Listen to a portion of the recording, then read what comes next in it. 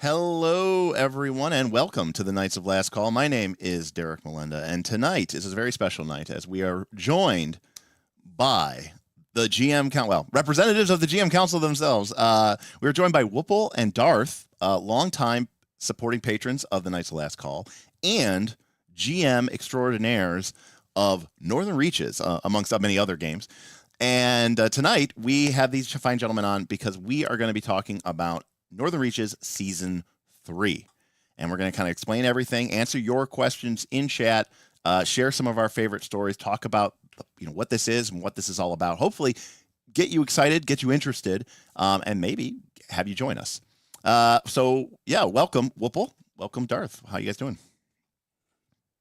Good. Thanks for having us on. Yeah. Awesome. Well, let me ask. How are you guys feeling about? We'll start with you, Whoople. How you feeling about Season 3? I mean, ultimately, I feel like we put a lot of effort into Season 3 so far from like the design perspective. We took a lot of time to step back and look at the feedback from previous seasons. Think about what we could make better. There were big things like, hey, everyone's different levels. I can't find a game that's my level that GMs are running and things like that. And trying to solve them by, introducing hey, we're all at the same level and stuff like that. So I feel really good about Season 3 going into it. Basically, a lot of the things that people liked about Season 2 are continuing, and a lot of the problems I feel like we've done a good job of addressing, both on the GM and player side. Yeah, awesome. Good take. Darth, anything to add? Yeah, basically just harking what Whoople said. And also just we also tried to design a lot of this stuff so that it was not necessarily optional, but a lot you can show up and just play and not have to worry as much about a lot of the other stuff that's going on. Like, for example, the GM perk system is a lot less restrictive than some people might remember from Season 2, but still a little bit more restrictive than Season 1, where it was just free for all. But yes. Yeah, so hopefully we got that right mixed in there. So. Yeah, I mean, and again, I'm going to assume that for a lot of viewers, you may not necessarily know much about Northern Reaches, so we'll make sure that we definitely cover some of the bases. But Season 1 was kind of like the Wild West, and then Season 2 was a little bit more overly restrictive. So I think, and people loved elements of both. Everyone has fond memories of both. So I think that Season 3 is kind of hopefully going to end up being a happy middle ground. So first, again, assuming you're brand new to this, what is Northern Reaches? Well, Northern Reaches, to put it blankly, is a Pathfinder 2 campaign. And we jokingly call it an MMO VTT RPG. So it's the idea of taking a Pathfinder 2 campaign, but instead of running it with one GM and maybe 4 or 5 people, you run it with dozens of GMs and many, many, many dozens of players.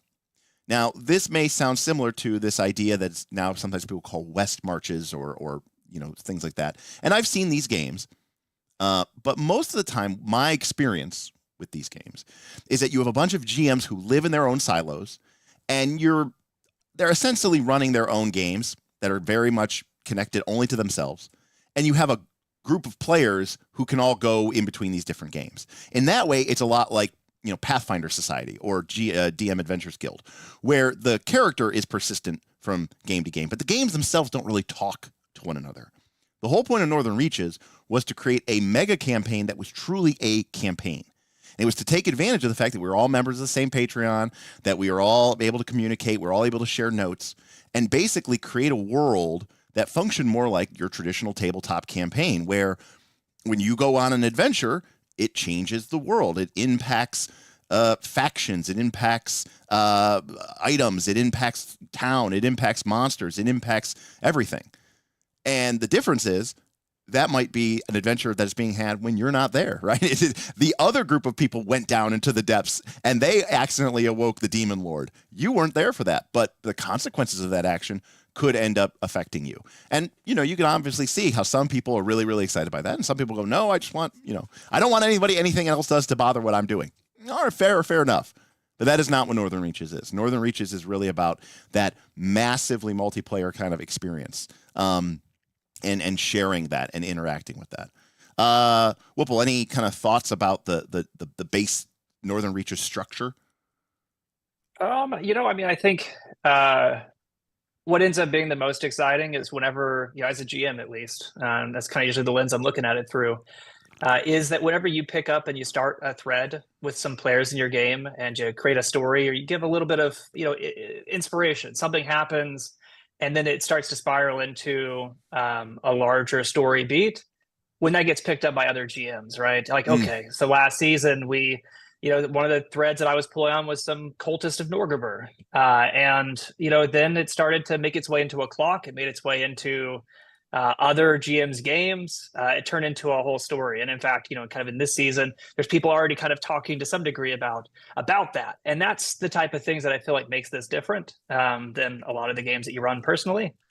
That excites me most is whenever you get to see a story unfold that you may have like had a part in, but you know there's so much more happening in a dynamic world around you that's moving it forward. Yeah, for sure. And in that respect, it reminds me personally of more old school MMOs.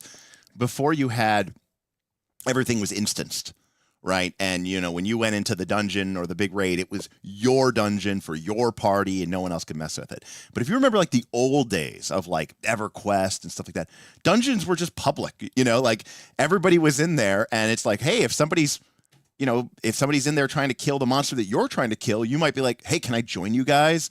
Let me get in on that. I need him for a quest. And so there was this much more sort of social aspect. And Darth, you know, as much as people play Northern Reaches in Foundry, and that is, by the way, our system of choice, there's a lot of stuff that happens inside the Discord channels, you know, that are that kind of make up the inner workings of Northern Reaches. So maybe talk a little bit about that. Talk a little bit about what we're doing for season 3. Yeah, sure. Yeah. So I just wanted to harken on that point about like how important like that community aspect in the changing world is there, and just not even just in games, but in the Discord, how all your interactions in there, whether it's in the RP channels, which I'll talk a bit about too, or outside of it, there's just this real community feel there. Like for example, there was this big spider in season 1. That was run by Bob. Veksha, the Weaver, or something like that. I can't remember. Yeah, some sort of Weaver or something, something or the other. Yeah. And everyone like in channel was talking about like how to prepare to get rid and what dungeons to go to that we could actually grind. And because at that point people need to get to a certain level, and Bloodlines was the only one. So it was like, okay, let's try to get some Bloodlines GMs running games for us so that we can get leveled up and stuff. But also this season, we also have a lot more in terms of the RP side of things. So we actually have channels that are meant for our like actually role playing in your character, and talking in character and discussing like issues in town. So there'll be like different events and stuff going on that you can sort of comment on. And then we also have a bot in there that's going to basically monitor you. So you'll actually get like experience for that. And there's like an entire venue system, which what we're going to get a little bit more into detail with as the sort of grand architect of it. Yeah, I was gonna say, But, I don't even really know that much about yeah. venues. So, but I think that's an important part, Darth, because one of the things that's really been interesting to us is, and we've tried different things. You know, we tried factions in season 2 and the faction wars and all the stuff that came up about that. Just so we're clear, Whipple, are you a lumberjack or are you a jagged pine pack? Or you? Yeah, jagged pine for sure. Yeah, let's go protect the forest. And Darth, what about you? Yeah, definitely jagged pine. Oh, Yeah. okay. You guys are not chop motherfuckers. No. Druid archetype was too good. I see Thin Wizzy in chat, the lumberjack extraordinaire. So yes, and Thin Wizzy in classic.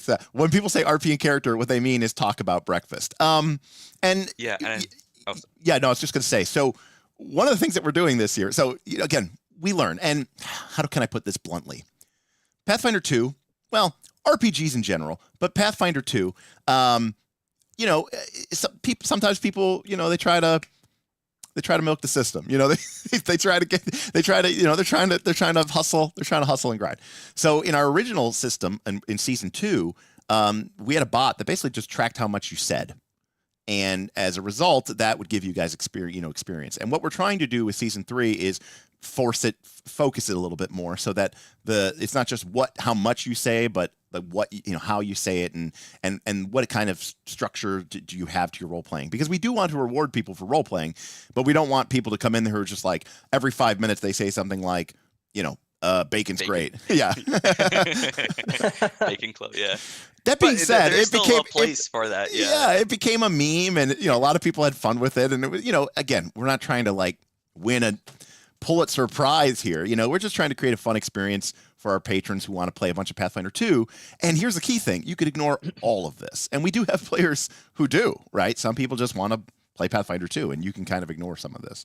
But if you do want to engage and have different routes and avenues of engaging with the game, you can, and that's what I think is so cool. Yeah, and I think the cool part is too, you can do basically the opposite. I know Satanic Panic was saying that they weren't too interested in the Pathfinder stuff, but they're interested in the other stuff. I mean, like if you go in there, you can just be like a venue owner and just craft for people and stuff. You never even have to play Pathfinder 2. You make a character that will have skills, and you can just ignore all your other feats and stuff like that if you really want to. And you will still contribute. You can still contribute.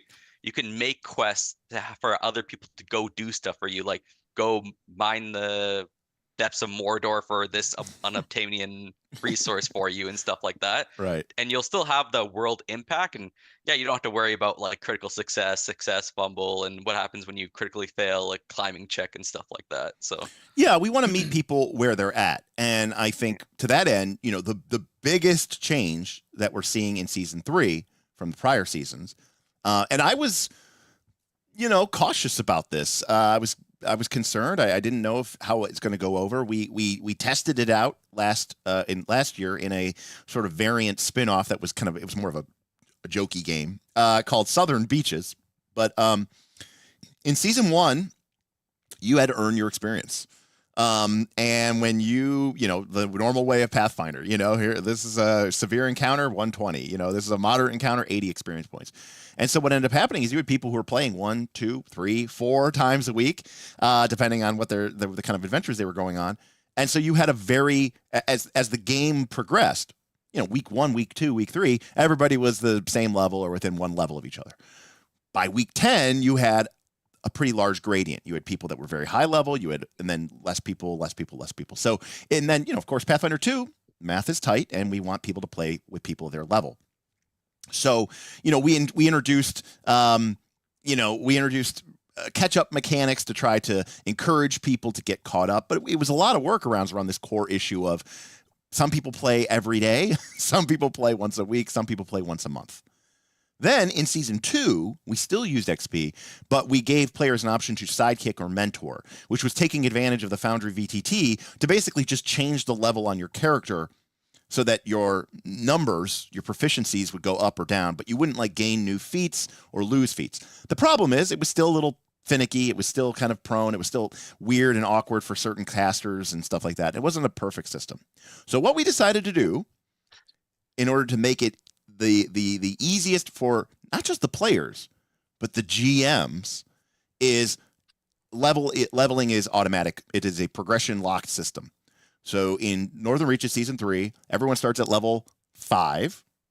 And that's partially because we've done this a bunch and we don't want to start at level 1 anymore. And correct me if I'm wrong here, guys, every 3 weeks, everyone goes up to level 6. And that means that if you join the campaign, say a month or 2 months in, you're not level 5, you're going to be level 7 or level 8, whatever level everyone else is. And this is really important because, number one, it means as a player, if you fall behind because life gets busy or you just don't have the time opportunity to grind and play 3 times a week like some people, you're not going to feel like you can't contribute. And it also means as a game master, you can design an adventure and know everyone can play this. And I don't have to worry about designing an adventure for level 5 characters. Oh, I got to change it quickly tonight because the only people who are available are level 8 and 9. And also it means that you know that everyone is going to be level 10 this month, right? Like, later this summer, everyone's going to be level 10 during this 3-week period of time. You can design an adventure with that in mind so that during that 3 or 4 week period, people, you'll have that stuff in advance. And a big thing like around that too is, especially since we have like the elite template and weak templates in PF2E, if you know you don't have that much time to prep, you could prep something, let's say for shooting for level 8. And then you can actually run that from the beginning of level 7 to the end of level 9 with just using elite and weak. And you basically have 9 weeks that you can run your game in, and you can run as much as you want during that time, and it's very easy to make changes to it. That's a great point, Darth. I didn't even think about that. Right, because you could just go in, apply weak to everyone, and that essentially lowers the level of everything by 1, or just apply the elite and make it 1 level higher. So yeah, one adventure design could last you 9 weeks and that's a huge range, and lets you get a lot of play. My dream goal as the overlord of the Northern Reaches is I love the idea of a GM creating an adventure, a location, a series of events, and having multiple people interact with it over the course of its lifetime so that you get different experiences and different shades. And like, oh, we went to that temple too. Oh yeah, when we were there, we did this, we did this, we did this. So I really like that idea. And I think that I was worried. I was like, hey, without the impetus for leveling, will people feel like they're not getting anything from playing? And we've tried to solve that as well too, right, Whipple? Yeah, sorry, repeat that one for me real quick. I just read a message in chat and lost that last point. Okay. But playing still gives you benefits. Yeah, no, I think that's so what we're doing is instead taking your experience and turning it into perks. So basically there's a list of different perks that you can purchase, with your experience that's how you set up a venue. If you wanted to do the role-playing aspect in town and run, a shop or improve that venue, you can use that experience to unlock, let's say, rare or uncommon options or items. And even everyone starts with 1 bonus archetype, which is similar to free archetype with a few exceptions. But what about a second bonus archetype? A little bit of extra progression for the people who are willing to put in the hours. And at the very end of the campaign, we're expecting some people to earn a very, very expensive perk, mind you, but potentially the ability to do dual class if you grind enough hours into the game. But definitely made that expensive enough that it's not something that's going to show up early, but is maybe a chase goal for the people who are really dedicated to getting in and playing games. Yeah, and that's we never thought that +1 level would ever come into play in Southern Beaches. So. Let me be very clear. Every time I've ever said, here, you want to hear this is the ultimate. I mean, exactly. Bob is in chat here. He says you never underestimate our patrons. Northern Reaches Season 1, okay? Northern Reaches Season 1, which by the way, we didn't really discuss this. What does it mean season? Each Northern Reaches season takes place in the same area, and the game effects, the clock effects, the progression, the story from previous seasons definitely influences and and shades the current season. But each season is a fresh start. So even the player last season who got to level, 67 or whatever level they got to. What level did low class get to? I don't even remember what it was. It was probably like Mythic 67. Yeah. So it's effectively level 87. Yeah, effectively level 87. That person is going to start at the same level as you. And it also means that, sure, there's a history there. It's fun to participate in, but effectively, this is a new game. It is tied to the past. It respects the past. There's even things that will be available to you in this season that are available to you specifically because of the achievements and the actions and the consequences of what prior groups of Heroes of Northport and Heroes of the Northern Reaches have done. But fundamentally, this is your campaign. This is your story, and it's an opportunity for you to start fresh with everybody else. And it runs for 1 year. We end usually sometime in the late fall, around the holidays. There may be occasionally some times where we do some extensions to allow people to finish up certain storylines or quest lines. But at the end of the day, you have this 1 year to tell your story, and then we get to start a new one. And so I think that that's really, really powerful, impactful, because it means you don't have to feel like, well, I didn't play in the last 2 seasons, I shouldn't play in this one. No, this is your opportunity to make a difference. I did see somebody asked a question, you've all said, so no advancing town / Northport level. So, go ahead. No, I was going to say, so in the past, the items that were available to you using your gold were limited by what level the town was, which is we called Northport. This created certain problems because sometimes, the people got really high level and the town was much lower level than them and they couldn't buy the items that they need. So what we're doing this season is you get automatic rune progression along with your levels. That means that your weapons' fundamental runes, that is striking and potency, and your armor's fundamental runes, that is potency and resilience, are going to basically kick in at the level you get them. So you never have to worry about getting that. Everything else, elemental runes, boots of speed, whatever, that is items that you're going to have to, either acquire, craft, or if you're lucky, buy. Does that sound right? Yeah, that's perfectly right. I mean, the idea and the intention is, since we're all leveling together, people can craft up to the level of items that they are, whatever level they are. So, you have crafters that are, if they're level 7, they're able to craft level 7 items and sell them to people in the town using the materials found in adventures. But beyond that, in adventures themselves, people can find items maybe ahead of the level curve a little bit, right? That's where you're going to find the juicier things in the depths of Mordor or wherever, you're going to. I guess let's say the depths of Azamar, a location actually in Northern Reaches here. Exploring games is still probably the place to find the best items, or at least find them ahead of the curve. But, there's definitely a ton of crafters already setting up venues in town that are ready to do that. And I think one other thing I'll say that is better this season related to the auto leveling piece is that crafters struggled if they didn't go on adventures, right? They couldn't get recipes, they couldn't get to a higher level to be able to do crafting. With the auto leveling, we've basically solved the ability for people to just do role play, just do in-town activities, just do crafting, and contribute to the economy, to the player economy, contribute to the story of Northport. And what's happening. So it's a lot easier this season than any season before to participate, even if you don't have time to play in adventures, but just want to contribute to life around town. Yeah, I didn't really think about that, but that is a great point, which is that, some people don't, they want to go on class, they want to go on adventures, but they don't have the time for it. But they love to hop on the Discord and help people out. And, if they can, make stuff for people like that makes them feel like they're really participating. And they are. I mean, that's part of the cool part of the element. And of course, it should be noted that the one thing that is constant in Northern Reaches is that nothing is constant. The whole point of this campaign is we set up a starting position, and it is the players and the GMs, many of whom are also players, who are going to take the game in a completely different radical direction.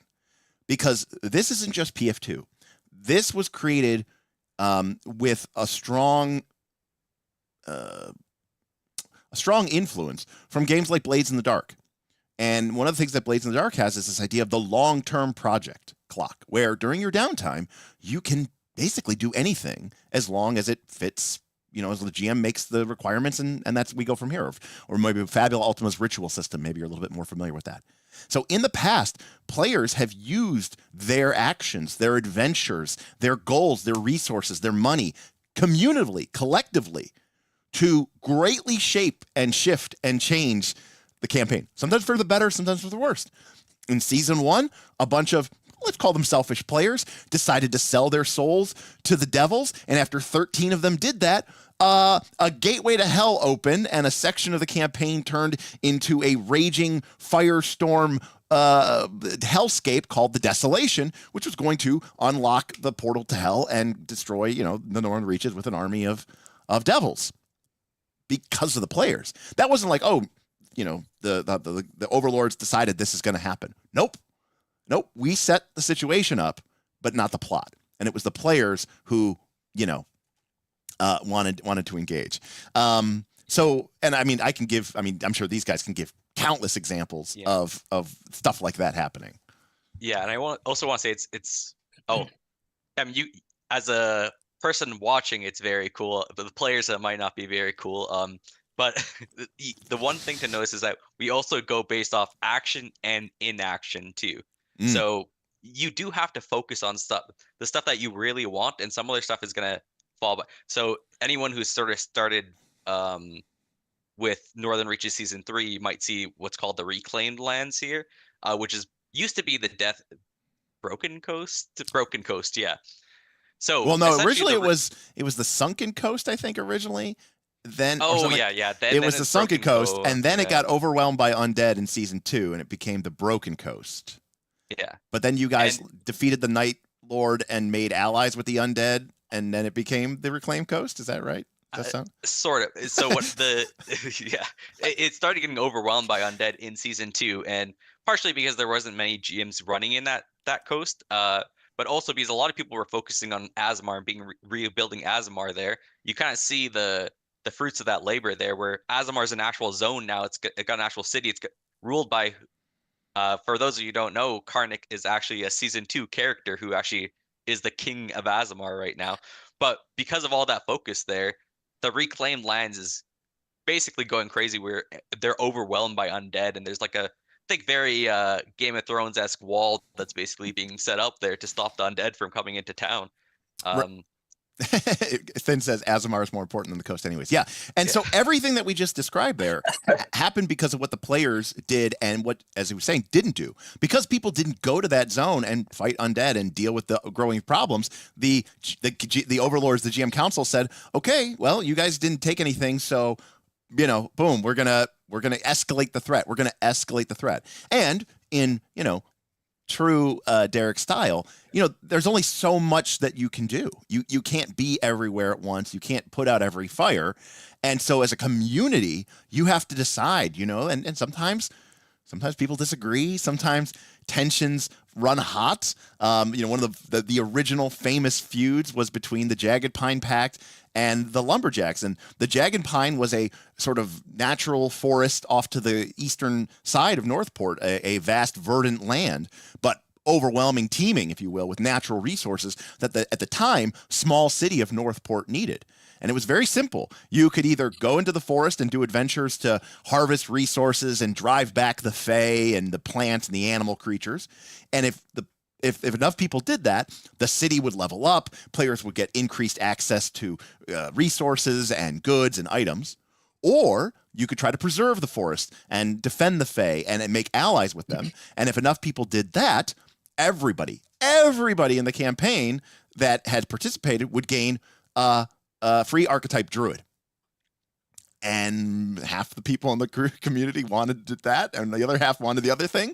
And so there was a lot of animosity, and people would go on adventures just to cancel out what somebody else did, and back and forth and back and forth and back and forth.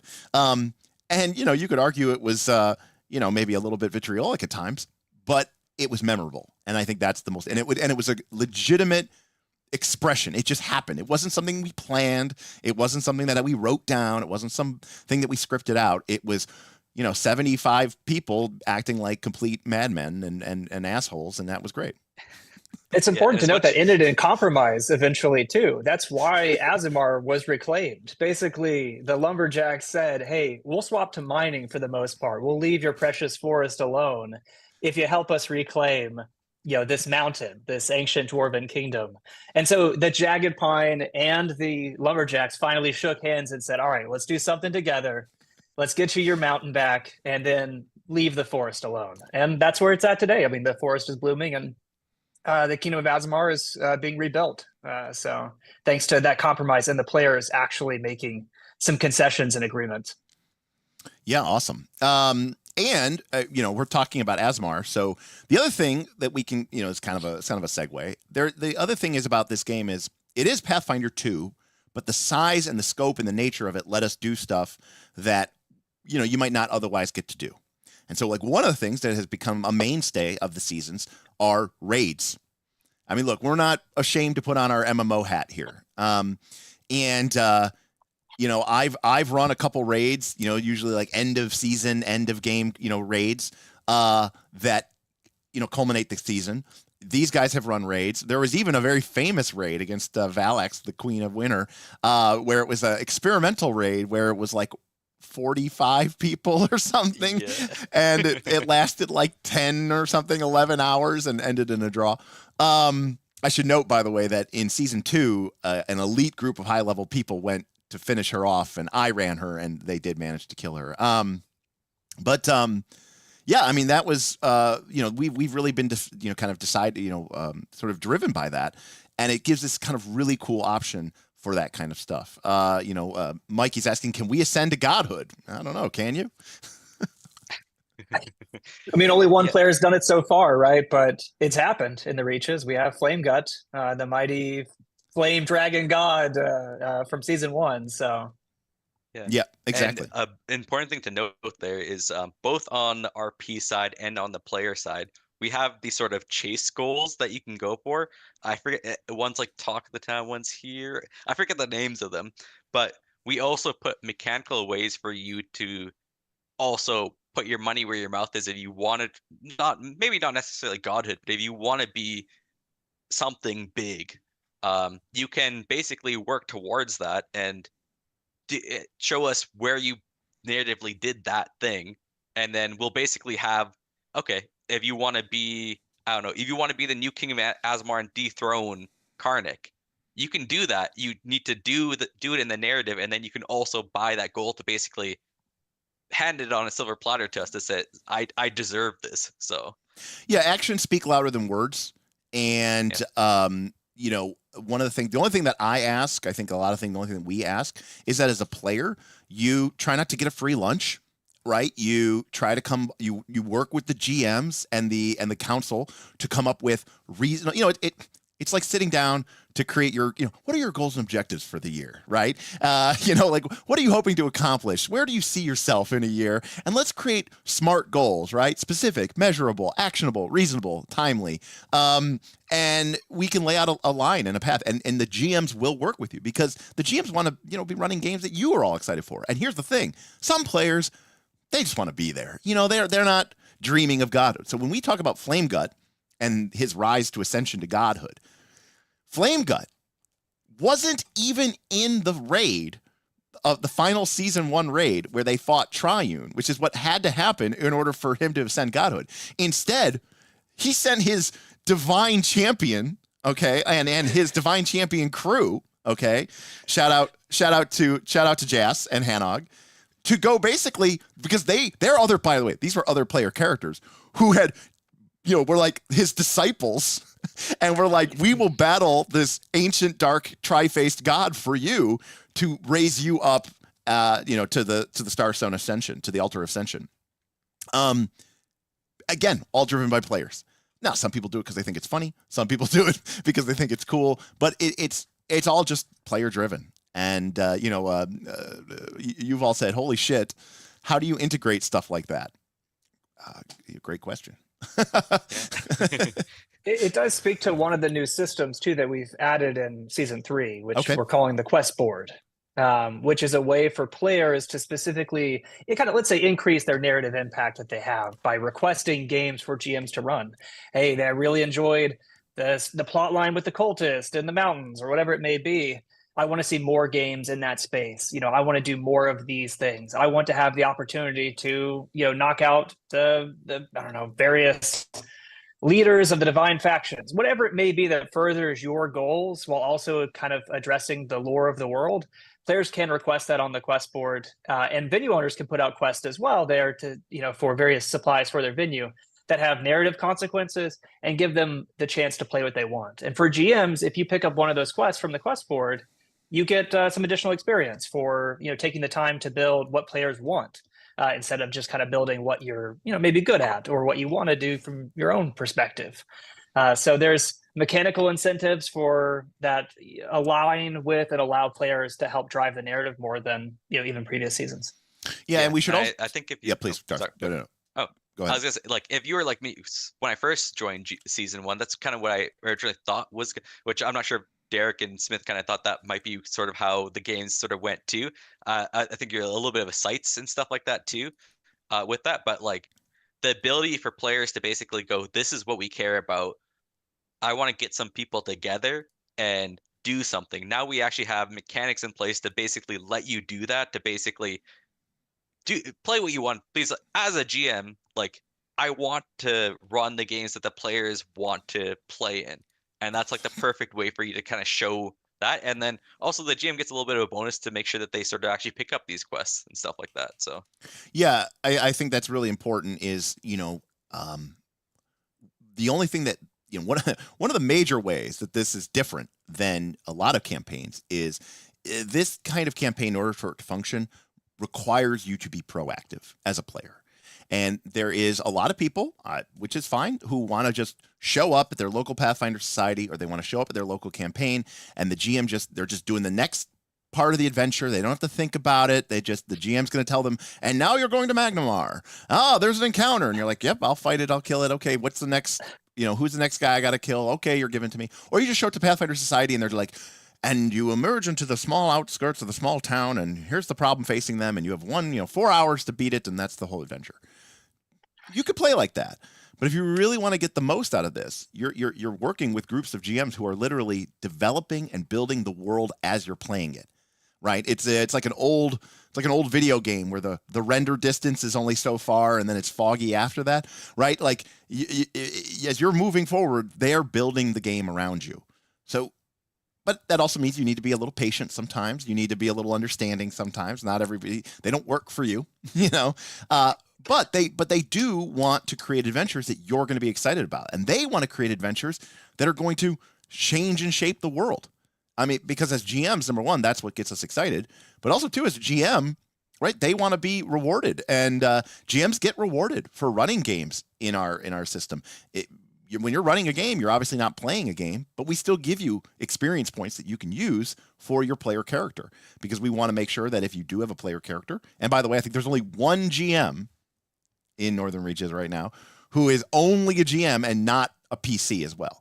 So every GM is basically also a PC. And so they want to advance too, but they want to share with you. They want to work with you. These aren't, the other side. This is your fellow players, and you're all trying to collaboratively world build. You're just using Pathfinder 2 as a game engine to help you, decide whether or not you were successful against those cultists or not. And that's really fun. I think that's really exciting. Yeah. And it's also really cool. Oh, go ahead. No, you go ahead. Yeah, you waited for me. Okay. I was gonna say, like, so this is a very important point. If you are that GM who is mostly used to things like adventure pass and stuff like that, you think your players aren't proactive enough to do this type of things that we're talking about, NR is like a really good place for you to learn how to GM in, with that sort of in mind of the whole creating situations. I think there's like 20 pages in the GMG, or I guess we probably shouldn't call it probably come up with a different name for it, so it doesn't sound like the Pathfinder 2e GMG, but in the Game Master Guide, about like how to properly create situations and deal with like the sort of shared world aspect, and making sure you're keeping things open for to basically, like, as a GM, you want to be surprised by what the players do. And there's a lot of mechanics in place to help that happen, and then also the soft advice to help that happen, while also having the players who are willing to do that and sort of come in with goals that they want to see be solved. So yeah, I mean, I think that is totally reasonable. Shadra says, fine to call it that, by the way. It's GM Core, so we can call it GMG. Yankee says, will there be a chance to ask questions at the end? I don't want to derail the conversation. Yeah, we'll outline everything first, and then by by all means, please ask tons of questions. So yeah, I'm trying to think. So we addressed the leveling issue. We addressed the required items issue. Maybe we should talk a little bit about like, what about other items? You know, if it's not something you find on an adventure, like if I really want boots of speed, can I just go buy them?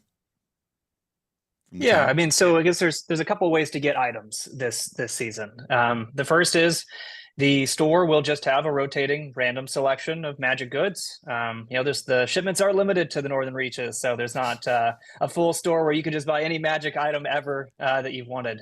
But every week there will be at least a few items in the store for purchase. Outside of that, basically, if anyone who is one of the crafters running venues has discovered that recipe, which they're going to be working hard every week to unlock some new recipes, I'm sure, then they can craft those items for other players. So people can visit their venues, people can trade. Even if you don't have a venue, you can be a crafter and trade. That's something that you get to unlock later. It's one of those experience perks, but people can contribute to trade immediately when they join the campaign. They can start learning recipes, etc. So you can learn recipes and craft up to your level, meaning that you can supply items to other players, and again contribute directly that way and only that way if you want to. If you don't happen to find the items you want while going on adventures, which of course it's unlikely you're going to find everything you always wanted while out in the field. Yeah, and so I think that's what's really important here is basically there's sort of 3 ways to acquire items. If you want to get items that are higher level than you need to go adventure. But you're going to have limited control over that because you're going adventuring. Now, that doesn't mean that as a player you might say, hey, I really want to go and find these legendary things. That being said, this is like a side tangent, but like as GMs, I really encourage you not to just be like, oh, a player really wants this item, I'm going to throw it in my, just throw it in my loot just because that's what they wanted. That being said, going on adventures is great because you can get more powerful items.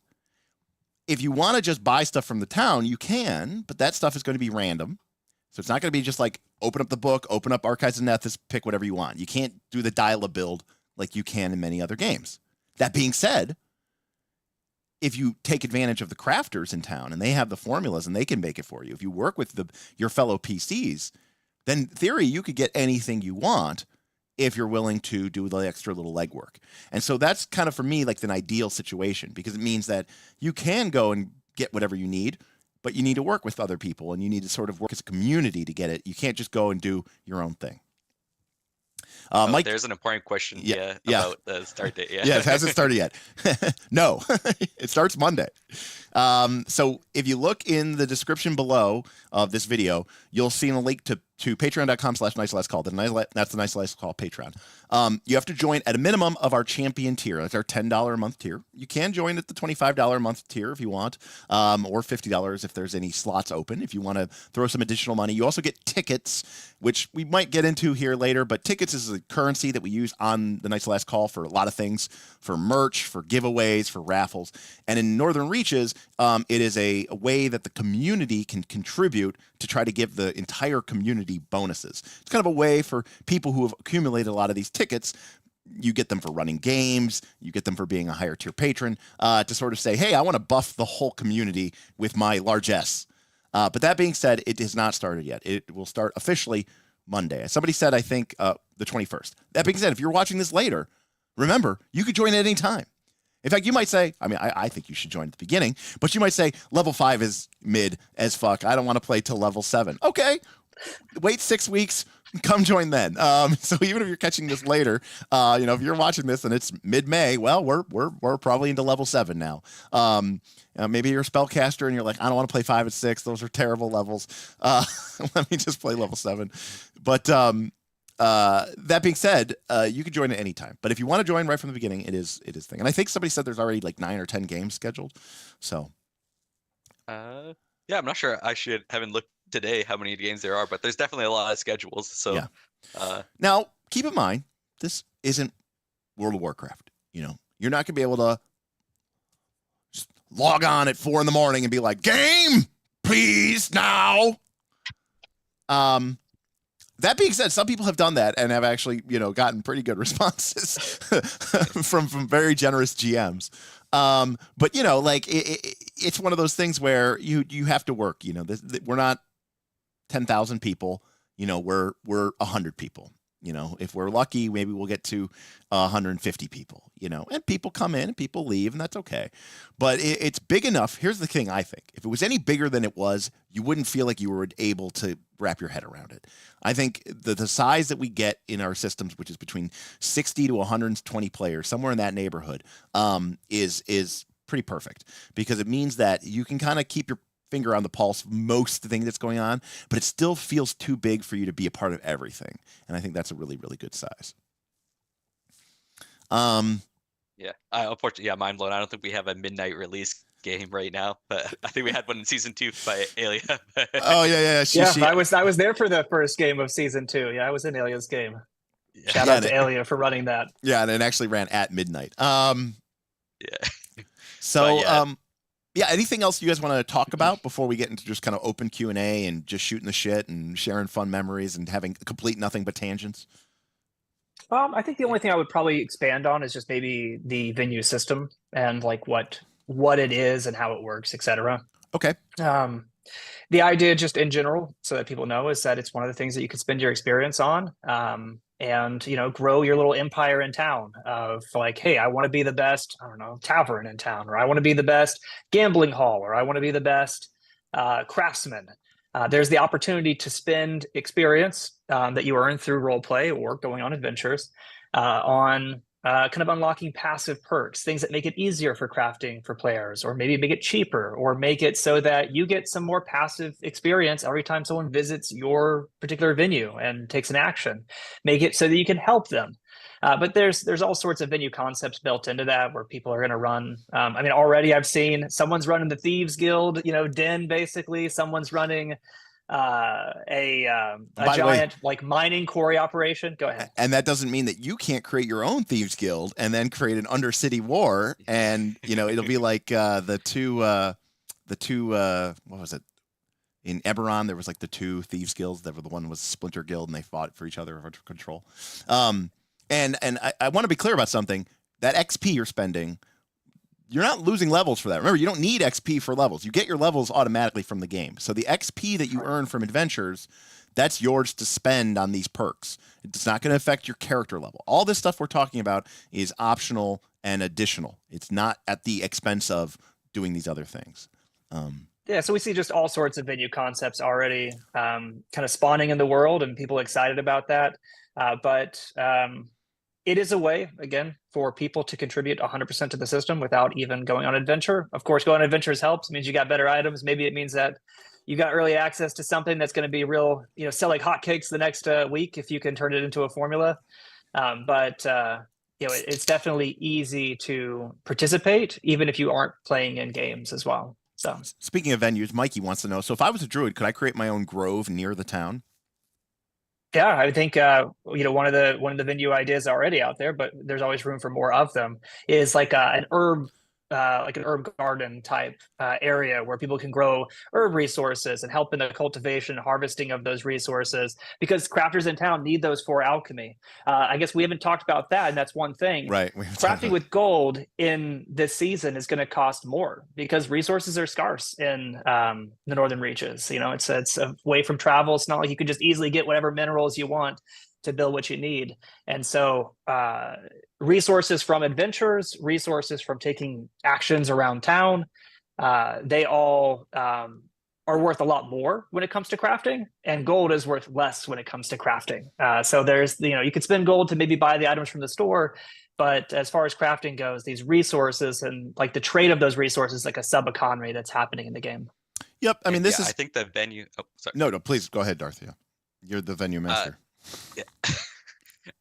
The good thing about the venues too is there a lot of them are very open and in like their mechanical effect, where you can, even if there's something that's not directly supported, it's very easy to reflavor it to something that you kind of want to do there. Like obviously just make it clear to people what like mechanically it is, but there's a lot of different effects that come out from that venue system that you can sort of tailor to what you kind of want.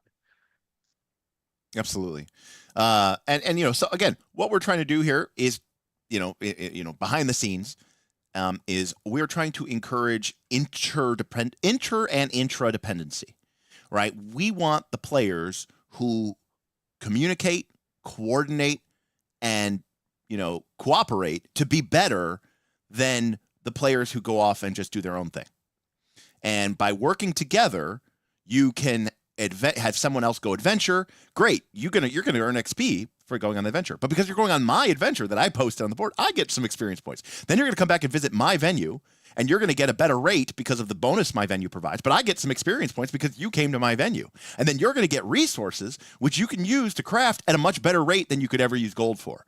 So it's creating this sort of beneficial circle where players who work together are going to be able to, the sum is greater than the parts, and you're going to be able to accomplish more by working with players and participating in this sort of economy than you would if you just kind of went off and played it like a video game where you just kind of log in, don't talk to anybody, go kill stuff, log off. You could do that, by the way. And if you did that, you'll be the same level as everybody else. So again, there's the floor. The floor is very high. You can't mess up too bad and be, worthless. You can play once a month, you log on randomly, you join in and hop into a game, you're like, I go kill things and then get some stuff, and then I don't log on for another month, like literally at all. And you'll be able to play if that's the kind of experience that you want to have. But some of our players, I would even argue the majority of our players, they want to, lean in, and they want to participate, and they want to sort of, build and create and share and collaborate in this shared space. And that's a lot of fun. So, we want to encourage that. Yeah, I think One other thing I'll say, people say, who care more. Oh, sorry, go ahead. No, you got it. I was just gonna say, there's a lot of people who don't care too much about PF2E, and they're basically just playing for that shared world experience. And yeah, it's like, I'm sure even if you come just to play PF2E, you'll get sort of sucked in by the community and all the cool events and stuff going on. So yeah, we absolutely have people who are like, look, I just like playing Pathfinder 2nd Edition and killing monsters and leveling up. That's fine. That's cool. But a lot of those people ended up kind of getting, pretty sucked in by some of the other elements. Yeah, please. Anything else that you want to talk about, Will? Yeah, just one core thing that's different from season 2 for people who played in that season is that going on adventures doesn't take action. So doing things in town is a whole separate action economy, let's say, than going on adventures. So there's no oh man, I kind of want to participate in town, but I don't want to be precluded from going on adventures. Separate. So you can go on adventures as many times during the week as you can afford to do so. We ask GMs to prioritize people who haven't played and make sure that everyone's getting a chance to play, of course. But you can go on an adventure and not worry about the impact in town. And similarly, you can help someone out with the craft they want done without saying, is that going to keep me from playing in a game later in the week? Not an issue this season. Yeah, exactly. I mean, and a far cry from season 1 if you only played in that, where if you went on an adventure, you were locked out of the game for a number of days. You couldn't even play. Yeah. Gone for 6 days when you did a dungeon. Yeah, 6 for days when you did a dungeon. Yes, the whole week. Like 6 real days. The best part is when you were above the level bubble too, when we had that too, where you gone for 12 days when you did a dungeon. Yeah. I did see somebody, I think you answered it in chat. Somebody asked about alts. You can have alts, but they cost experience points, which you can get from earning them. You can also unlock an alt with tickets. So if you're one of our patrons who has a higher tier, or you've GM'd a ton and you have a ton of tickets, you might be able to just come in and use your tickets to just flat out buy an alt. And I think you can have up to 2 alts? Yeah, right? Extra 2 alts, so 3 total characters. 3 total characters, right. So that should hopefully be enough for anybody. But we also have options that you can use with your experience points. You can do rebuilds, right? Retrains, lots of options. If your character dies, you get to make a new one. So all else fails, jump into a volcano, sacrifice yourself heroically, and maybe you can get another character spun up. You're going to lose items in the process, but certainly you're going to keep a lot of your other progress. The experience points are earned as a player. So the perks you unlock are earned as a player, not necessarily bound to specific characters. So your kind of overall power level will increase, or your options will increase throughout the season, even if your character dies. How exactly are we handling death in season 3?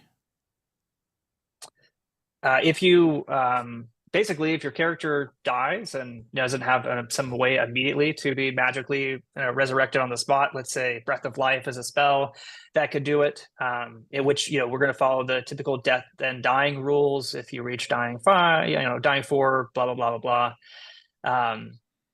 Then your character dies. There are options to resurrect them for experience points. So if you have a banked amount of experience, you can use it to resurrect a character. Otherwise, once they meet their untimely end, heroic death, whatever it may be, they are considered dead, and you can make a new character at that point. Right. So basically, if you want to spend your experience points, you can definitely come back. But outside of that, death is, kind of viewed in a permanent fashion. And we did that to, it can be tough to die, but, with everyone being the same level and us having these, the rune progression automatically, dying isn't necessarily the bad decision that it was. And of course, like I said, save some experience points if you want to get that resurrection. But it is a perk. It's not the default by nature. Let's see. Anything else? You guys want to answer some questions or? Yeah, I feel like we can answer questions. Yeah. Oh, yeah. Darth, did you have anything else you wanted to share?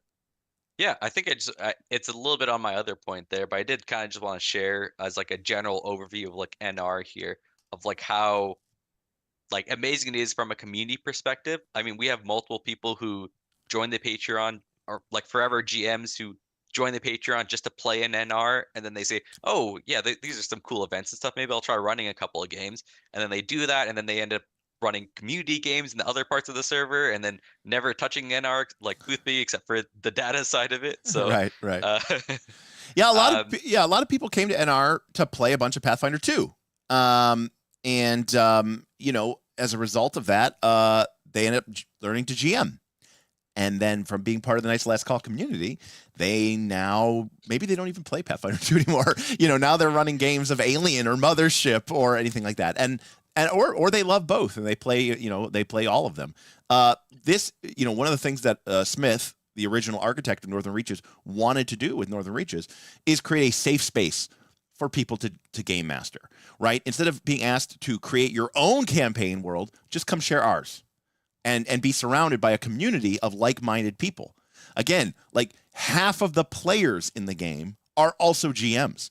So when you're playing with your play group of 5 people in your Northern Reaches game, 3 of the 5 people in your player group are probably GMs in the campaign that you're in. So number 1, they understand, they get it. Number 2, they are going to be very understanding. They're going to be there to help you. They're not there to judge you. They are there to support you. Our community has paywalls for a reason, because when you have open internet communities, you let in a lot of trashy people. And believe it or not, but as a low barrier of $10 a month keeps out a lot of people who like to come in and troll and shit talk and just be a disruptive, horrible element and be very selfish and self-serving. Whereas I have found 99% of the time, the people of Knights Last Call, and this is not about me, this is totally about them. They are understanding, supportive. I've seen GMs. I've literally seen players hop on and be like, hey, my husband's unexpectedly visiting his parents tonight. I have the house to myself. Is there a game to run? And then, someone's like, well, I'm free too. And then some GM will be like, yeah, give me 3 hours. I'll put something together. We can make this happen. And they will bust something out. Is it going to win an any? No. But, they'll put together a fun experience and a fun session. And, you get to roll dice and move your minis around and, role play and take on a challenge and hopefully influence the game.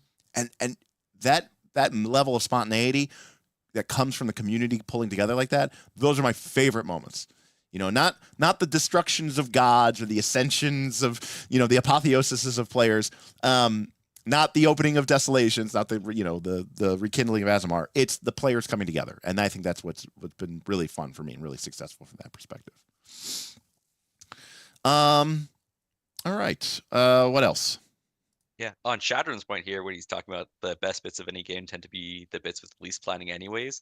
If anyone is interested, we actually do have like random tables, and the GM guide specifically goes into like how to run these games low to no prep. To really embrace that side of it. And also, it's a really good place to try that if you're, I mean, if you really want to, you could join NR, try that, completely fail, then just unsub from the Patreon. No one will ever know, see you again. So Right. But also, a lot of people are very That's the supportive spirit. of you trying new things. That's so. the spirit. That's the spirit, Darth. Like, join the Patreon and then leave immediately. But also, A lot of people. Like a lot of yeah. Go ahead. No, go ahead. I was gonna say, a lot of people are very supportive. Like Derek was saying, a lot of the players are GMs too, and they can really help you really hone your craft of like how to do things the best ways. So And there's a GM forum where GMs just share and trade ideas on adventures, whether it's tables they're using for them, whether it's kind of the plot lines they're running, whatever it may be. The idea is that GMs can go in there and chat about things. And frankly, I've seen a lot of people who pick up GMing because of Northern Reaches and because, hey, you know what, maybe this is an opportunity for me to do it. And there's already a lot of plot lines built, so I just have to like build on top of that versus establish something from scratch. And then they're hooked on GMing, and they kind of do a lot more GMing of sessions inside of Northern Reaches, even though it was their first game run. So that's always great. And I've just dropped a link in chat. I'm going to put it in the description as well. That is a link to our player's guide. So if you want to take a look at some of the basic rules, if you will, of Northern Reaches, how it's a little different, how we handle some of these effects, you can go ahead and take a look at that link, and that'll basically kind of show you the rules, show you the ropes. And if that's something that you're interested in taking on or want to do, I would encourage you to sign up. And I'll go ahead and put a link to that in the description as well. Question: what are the min and max number of players in a session? Yeah, so we don't have any. So the one really good thing about NR2 is that there's not very many restrictions on GM. So you're free to run games however small or however big you want to do. The only thing we ask is that first you let other people know how big the session is, because some people might not want to play in a 30-man session. But there is some XP rewards for specifically having a certain number of people. I think it's below 3 for the choice driven. At least 3 people, right, for choice driven or quest That's board. right. Yeah. Yeah. But a cool thing about NR, we did touch a bit about it, are the raids where, like, for example, there like it was like 45 people in Ben's raid, and a lot of raids are like 12 people too, and the games are designed for that, and it is a kind of a clusterfuck, but it is a very fun clusterfuck. So yeah, I'm not gonna try to sit here and tell you that I'm trying to think, what was season 1? Was it 13? I think it was maybe 13 people, or maybe Valix was 13. I'm not trying to tell you that a 13-man game is going to run at the speed of light. It's slow and awkward and crunchy, and it might take you 5 hours to get through 5 rounds of combat. But it's a unique experience, and it's not like you're doing it every day. You're not doing it every week, and it's usually for something huge and massive and potentially game changing for the whole season. So that makes it a little bit worth. The squeeze is a lot, but you get a lot of juice. So it makes it feel like it's a little bit worth it. And I know. All right, quick side tangent. By the way, quick side little story here. In season 1. Okay, Bob started this had the worst names ever. What was it, Bob? The blood, the brain, and the something else. I don't remember what it was. Mind, I think. Yeah, I don't remember. It was terrible. I was like, Bob, what blood and brain? What the hell? What kind of? And you could tell Bob is like never GM before, because it was just like, any other GM would be like, the essence of mind, the essence of body, and Bob's like blood, brain, and guts or something. It was like the most like hulky thing. Blood, brain, and heart. There you go. That's Bob. Anyways, that evolved into this tri-faced god called Triune, who was sort of this dark being that was trying to ascend to godhood. And for the final raid, I created a 3-part, not 3 phases. It was like the GM, the monster had 3 different stat blocks. It was combined into one being, and there was the aspect of domination, the aspect of power, and the aspect of death. And each of us, me, Bob, and Smith, the 3 overlords, ran a different part of it. And I ran the aspect of domination.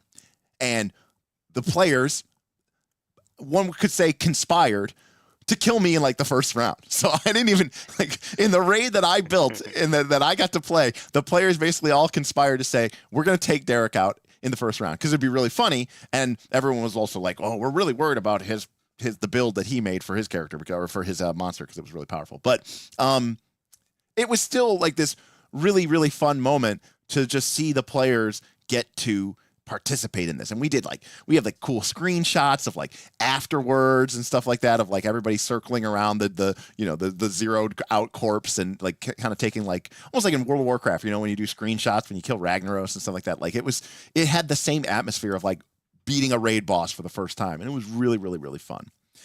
We did not know that there was a god named Triune, or I should say Bob did not know that there was a god named Triune in Starfinder for sure. So that is completely accidental. Yeah, exactly, Bob. Trust me, if you had to make an assumption between Bob knew or Bob didn't know, it's probably a safer assumption to assume that Bob did not know. Finn says, Derek talked too much shit before the raid and he made himself a target. Fair. Even though I think Smith's aspect was way more dangerous. Let's see. Again, if you have questions, go ahead and put them in chat. I may have missed them while we were going through that. Just general stuff. We play on Foundry. Knights of the Last Call maintains a number of Forge servers. We also have about, 12 Foundry licenses that are linked to those Forge servers. So nobody has to host it locally. It's hosted on the Forge. We have plenty of licenses so that we can run 3 or 4 or 5 games at once. We even have a dedicated server just set up as a GM build server. I think we're still using that, where GMs can go and just work on, setting up their scenes and stuff like that so they can export them. We also have a number of assets that are available that are linked to Northern Reaches, maps, tokens, all this other stuff. We actually need to get the new round of tokens from the new Monster Core updated, but we have NPC tokens, monster tokens, tons of maps. I've bought tons of different maps and got them licensed to our server. You can't use them for your personal home use, but you can use them when you're making games on our Northern Reaches game. So we try to give you GMs as much resources as we can. Sunhawk, I think it got lost in chat, but would it be possible to be a cartographer or to support players and parties by engaging through exploration like a venue? Yeah, that's an interesting one. I have to think about what it means, like what it could be from a support perspective. Like, so this would be like mapping out areas and, giving some insight into the challenges ahead of players for like a particular area. I don't know that we have anything that captures that idea well today in the venue system, but I will say it's very easy to expand. It's very likely to expand throughout the season. Like everything that we built from the XP perks, the perks for GMs over time, the venue system is, built in a way where we can add new options to, basically create ideas that support, what people want to do. So it's definitely one of those things where if a patron asks me, hey, how do I do this with the venue? My instinct is to be like, well, what can they do? And how can I figure that out and work with them on it? There's been a lot of those conversations happening already. And maybe it means adding something new to it. Not going to guarantee that every idea gets in immediately, but in time it will grow and, add other options. Yeah. This also goes into, No, please, Darth. This also goes into kind of what we were saying. If that's something you want to do, you could also adventure / through RP, basically try to set that up as a thing. Like you could be the one who creates the Scouts Guild or something like that specifically is trying to look at these threats. And then maybe like before Derek's raid, because of your Scouts Guild, everyone learns like all the stats maybe not all the stats, but some of the stats of the monsters, stuff like that, or like learn what kind of creatures they're facing. And I will also, like, on that sort of note, there's going to be a decent amount of GMs who are running like dungeons. Like I know I do have a dungeon that is going to very much reward mapping and stuff like that. So there is definitely just that aspect too that you can really help out with if that's an avenue you want to sort of explore. So well said. Yuval says, can we get a short intro to the people behind NR3 and our guests tonight? Darth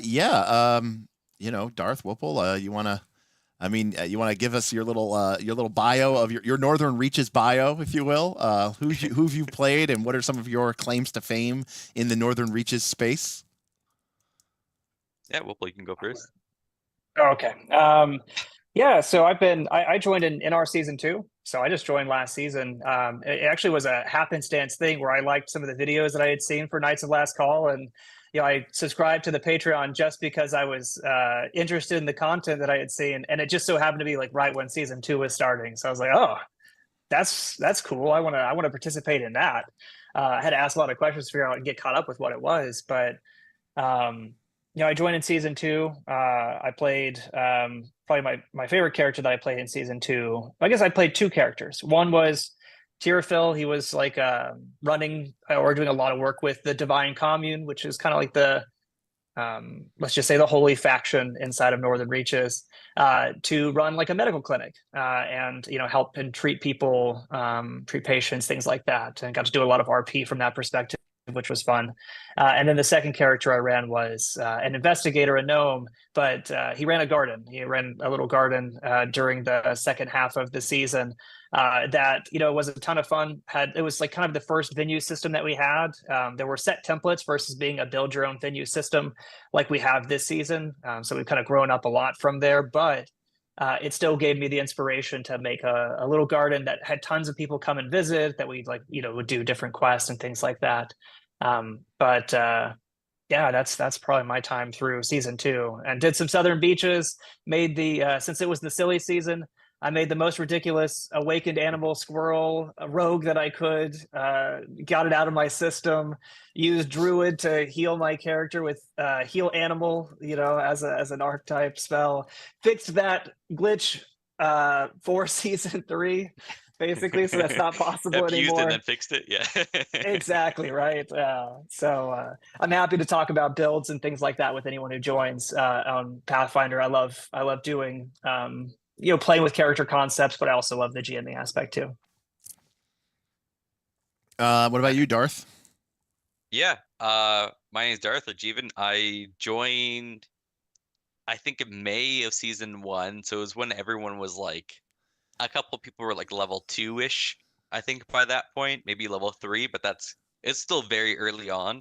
And yeah, I basically started as a player first, and then I saw, oh damn, there's this cool orc clock going on. That'd be cool to like run a few games around that, and then sort of just expanded from there to be basically just a GM. And that's kind of what I was saying before. I basically joined just to be a player because I was the GM of Pathfinder 2e and ended up just GMing more. But yeah, I think in season 1 I definitely had the most dungeons. I think Strat had more games GM than me. And then similar thing in season 2, I was like up there as one of the most GM games there. So I've really run my paces in season 1, season 2 GMing games. And yeah, I've also been I've been a player in them. I don't play as much as a GM, but yeah, happy to talk about any builds or anything like that. Especially if you have any advice of like how specifically to do things like building a dungeon in PF2E, making sure resources matter, and making sure you have narrative rewards and speaking in dungeon and stuff like that. In PF2E. Yeah, feel free to give me a shout. So.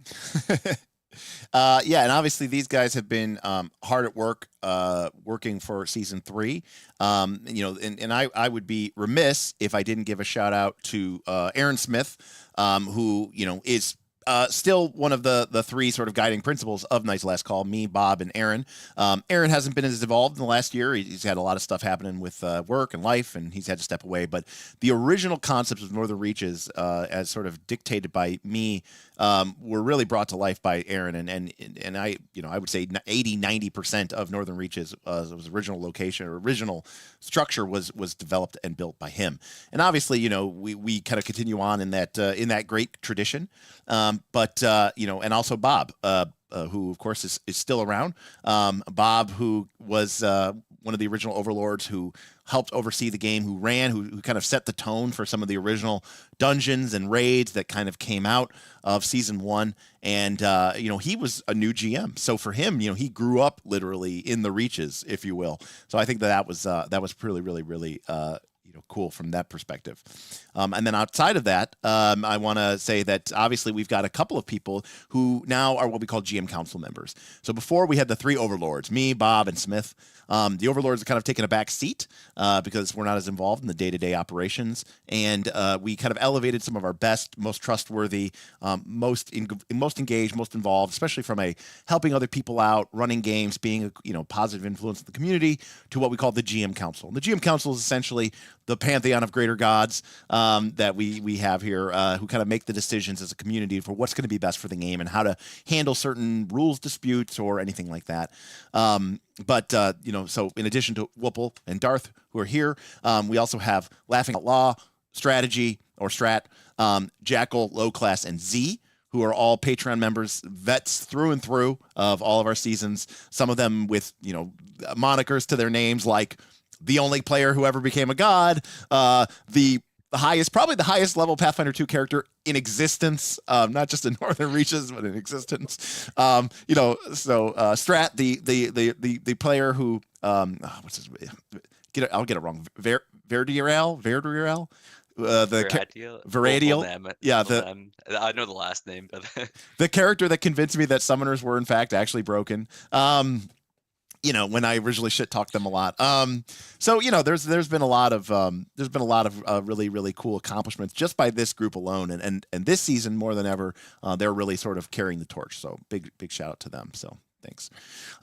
Ken asks, are some character classes more popular than others? Not the ones you think. Right. Yeah. This season seems like there's a lot of gunslingers. I'll say that, which is interesting. I guess it did just hit the Guns and Gears remaster did just come out and did make some buffs to some things.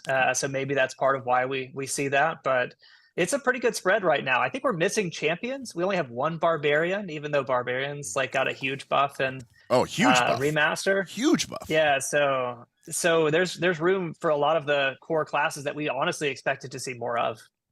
Absolutely. Yeah. And I think you'll kind of see this throughout like the season and seasons of Northern Reaches. The sort of class distribution always like peaks in good. So like first season 1, we had, I don't know how many fighters. There's a crazy amount of fighters there. And then we were really low on like healers and stuff like that. So you saw throughout the end of the season, a lot of people started making clerics and stuff like that. So season 1 was also a different beast because you could have like different characters and then like you had to level them up and stuff like that. But and then like Southern Beaches, we just had that. I think a lot of people got their barbarian and kineticist out of their system and want to try out some new stuff. So, but there's always like a pretty big distribution. So, yeah. Yankee asked, this sounds great, but I wanted to join last time. One concern, what is their Northern Reaches policies on generative AI? I asked because all it does is cause me sadness as it rips people off. So my general policy is we don't really have a policy. I will say that, like I said, for the most part, we buy map packs. We've got stuff from Jipeku. We've got stuff from 2 Minute Tabletop. We've got a lot of battle maps. I've spent many hundreds of dollars on mega packs. For tokens and monsters, we try to use all the official Paizo art from the monster packs and stuff like that. That being said, if a GM wants to create an image for their personal use to highlight a cool scene or something like that, and they use Midjourney or ChatGPT to do that, I'm okay with that personally. I understand that some people have very strong feelings about that, and I totally respect that.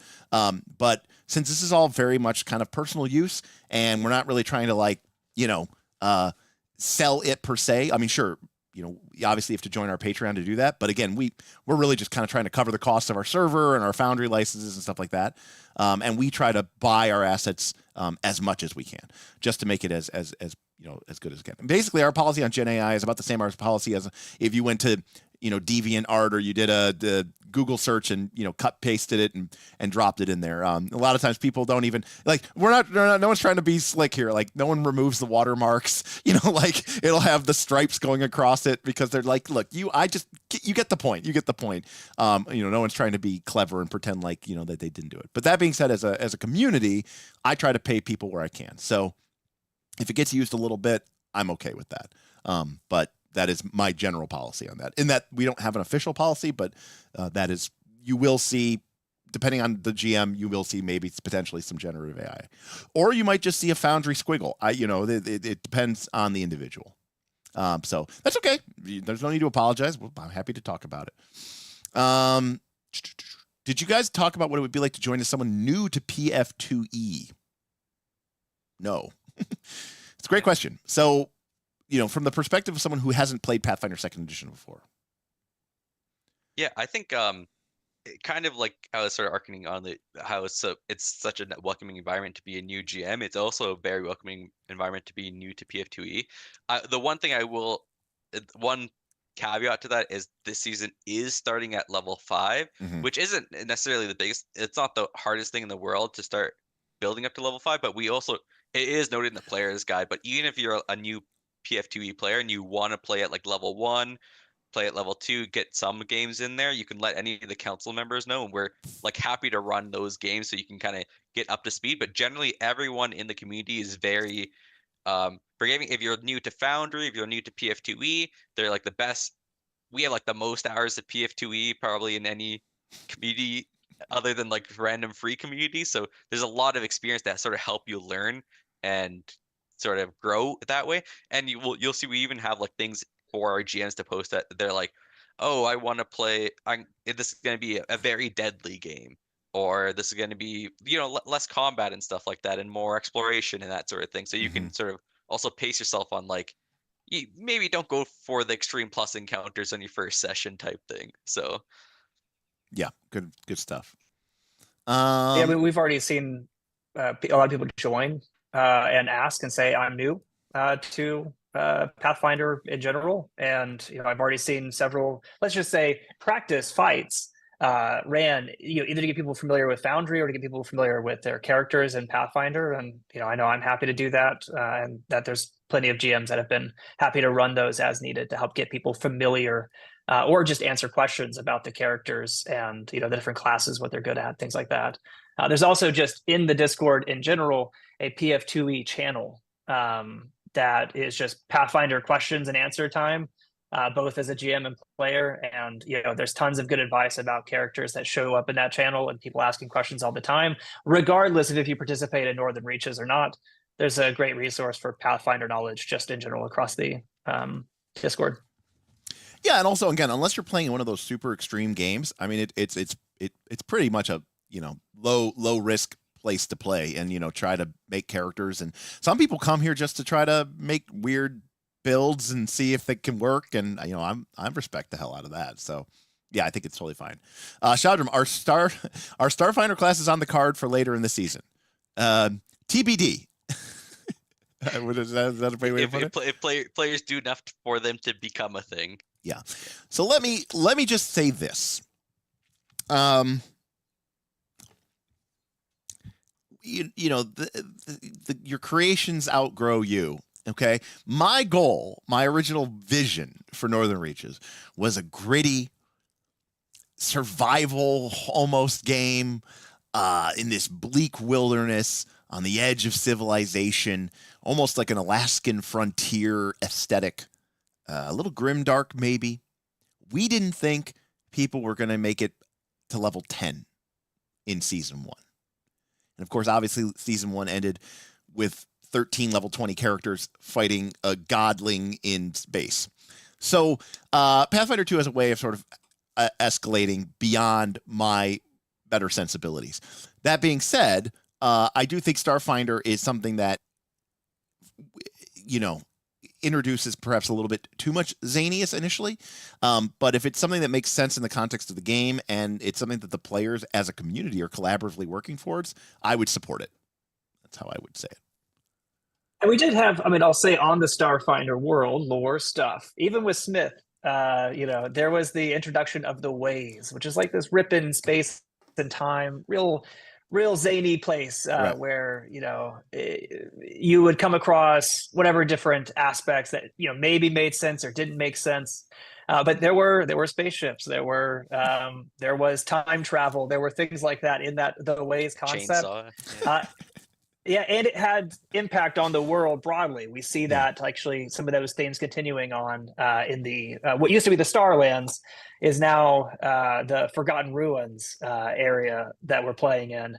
So, if that's a thread you want to pull on, get down in the Forgotten Ruins, start digging up ancient artifacts, and maybe people can make some things a reality as far as finding some derelict space equipment. And to be clear, there is a long, and this bothers people, but there is a long and storied history of weird, strange sci-fi being a part of Dungeons and Dragons. I mean, Expedition to the Barrier Peaks, very famously, you find out that you're basically in a crashed alien spaceship. So, I mean, this has always been a thing, but I don't think it should be something that's just like the default. It should be something that kind of creeps up on you and, is kind of like a fun nudge, nudge, wink, wink. And I think we'll probably get to that point. Speaking of spaceships, we just had a super chat from Karama.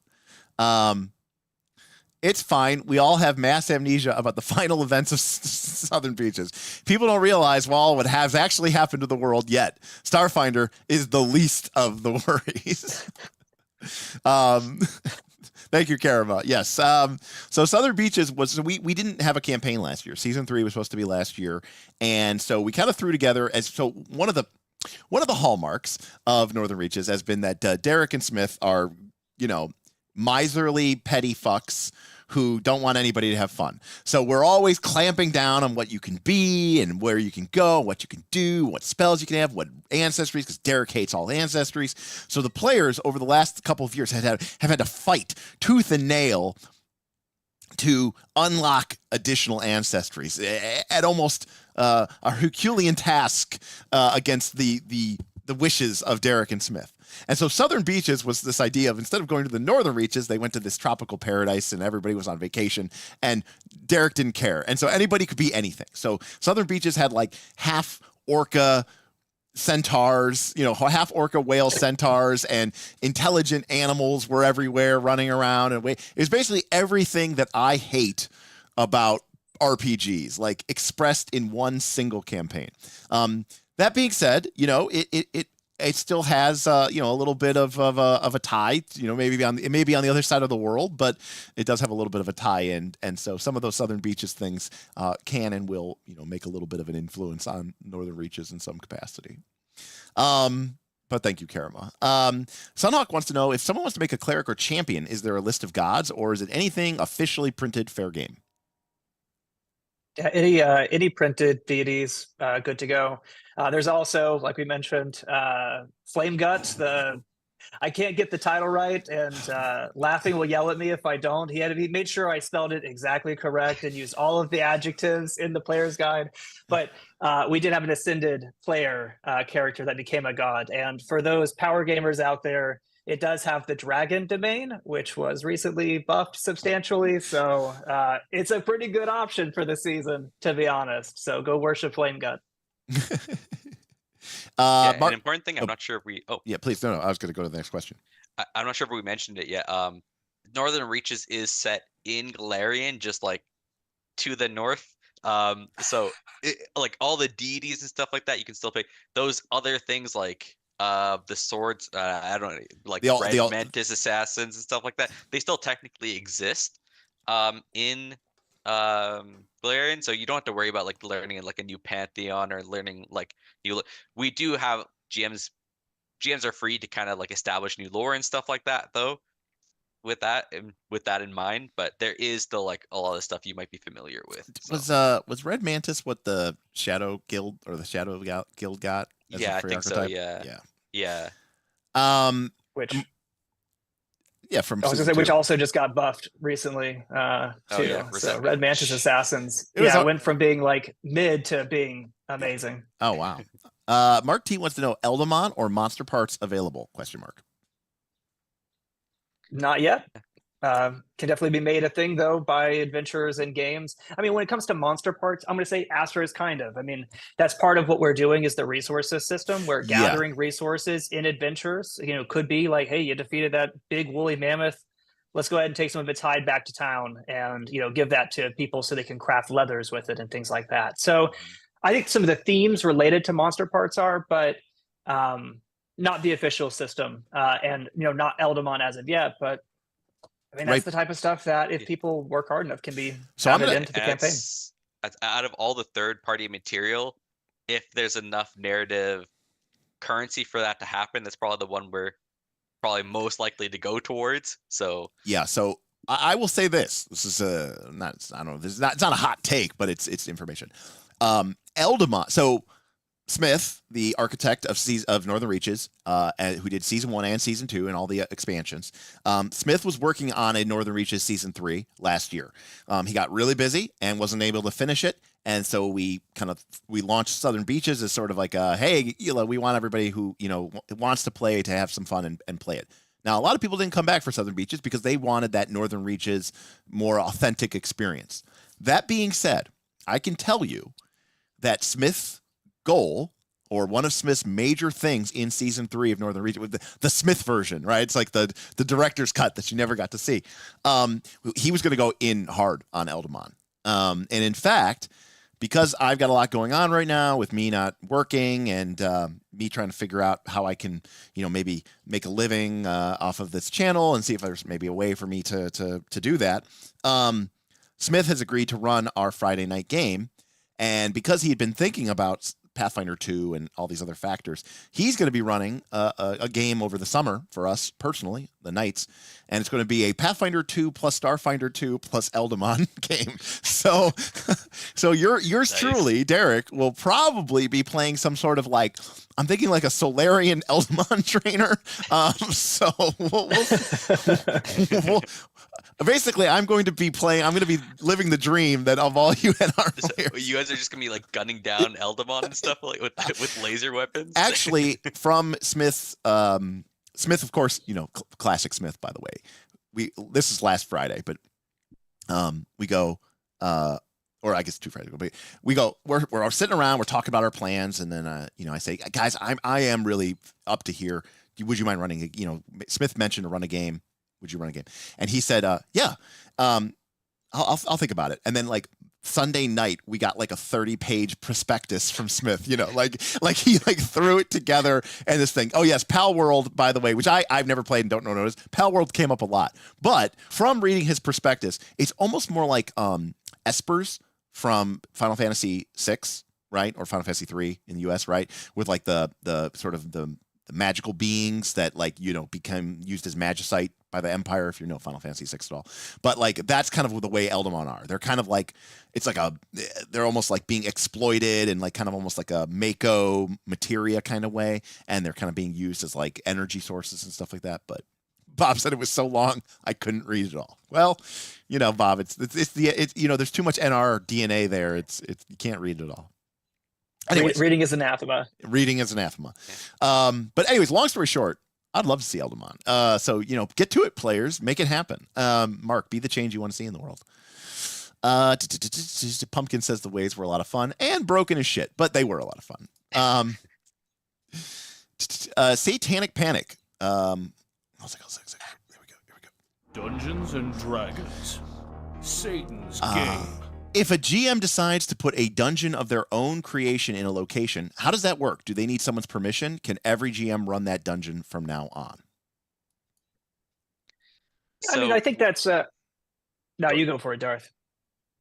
So we actually have some stuff in the GMG guide, not Pathfinder 2e GMG, about how to actually run in a shared world and stuff like that. So basically the guidance is that no one's gonna touch your stuff without getting your permission. Not that came out wrong, but you know what I mean with that sentiment. But so for example, if you put a dungeon somewhere there, you can really just sort of isolate yourself there if you really want to. No one can run it, no one can touch it or anything like that. There's also a lot of advice of how to actually expand that to have it so your dungeon can affect other things and other people can affect your dungeon. And then also even we've had multi-GM dungeons before, right? Both that were set up beforehand, and then also the Molten Cradle in Southern Beaches, or the volcano that's legally distinct from Molten Cradle in season 1, where it was designed to be a multi-GM dungeon type thing, or Elysium, right? Yeah. The short answer though, Satanic, is that we do not have a hex grid overworld. We have zones, and they're kind of generic. We don't really have an overworld travel. You don't have to go hex crawl to get somewhere. So when you put something in the world, it is kind of there in an abstract narrative sense. I mean, obviously it's there in the fiction and we respect that, but it's not like, now, people can just, load up your dungeon and start running it. That being said, I think that's awesome. And if you want to work with people, I think that's a really cool way to do it. But yeah, by and large, of course, the only rule would be if you GM in that dungeon, you shouldn't play in that dungeon. But no, it's basically your space as much as you want it to be. Bob says we want a circus. Exakill says the Terminator was also in there, I think referring to the ways. Let's see here. Yankee says, I'm reading through your character pack. I see you aren't using free archetype, but kind of. Huh? So maybe we could talk about what bonus archetype is. Yeah, so I can speak to that. Bonus archetype is like free archetype, and in some ways better, in some ways worse. I think the intention here with bonus archetype is that since you get it from the start, rather than make it so that you just have a second track where you can also take free archetype feats, and then, I don't know, I guess what that boils down to for people who are maybe character optimizers is usually I take 18 different archetypes, as quickly as I can. I just move from archetype to archetype, taking the best pieces of each. And that's how people use free archetype. Bonus archetype, which is a system that we've kind of come up with instead, is that you have to commit to one archetype in that track. So you get one archetype, you can go start to finish, do all the feats from 2 to 20 for it. Or if it's related to other archetypes, you can kind of move between them. So like the case of Hell Knights, there's a handful of related archetypes that you could take together on one track. But you're building a character identity. Just like you choose a class, you choose a bonus archetype. So maybe you're a Cavalier / champion. Maybe you're a pirate / swashbuckler. You're choosing something to commit to. Now, the benefit, and why I say it's better in some ways, is that you can take another archetype, or you can take as many archetypes as you want on your main track at the same time on your typical class feat selection. So just like you could if you were playing without an extra archetype at level 2, you can choose an archetype, feat and commit to that on your main track, and then also still have your bonus archetype track. So better, worst in some ways, but the intention is to make it so that you're really committing to an identity versus just muddling 17 archetypes together to make the perfect build. Yep. I mean, it's really one about sort of limiting some of the character OP, build shenanigans, but it's also about really kind of making it more thematic, and really trying to get your character to sort of be expressed almost as a 2-class character rather than here's 10 free class feats that you're going to get over the course of the game that you can basically spend however you kind of want on different archetype feats and dabble here, dash here. Oh, I took dedication of rogue, but then at 6, I dipped out of rogue and I took 3 of fighter, and then I dipped out of fighter. I took spell. You could do that with your main class. But the bonus is that we're giving you is to kind of keep you on pace. One other thing I'll note is that can be uncommon archetypes. You can't do it right away. If you look at the player's guide, it's not just immediately available, except for some that were unlocked by actions in previous seasons, such as like Undead, and I think there's the Guns and Gears archetypes as examples. But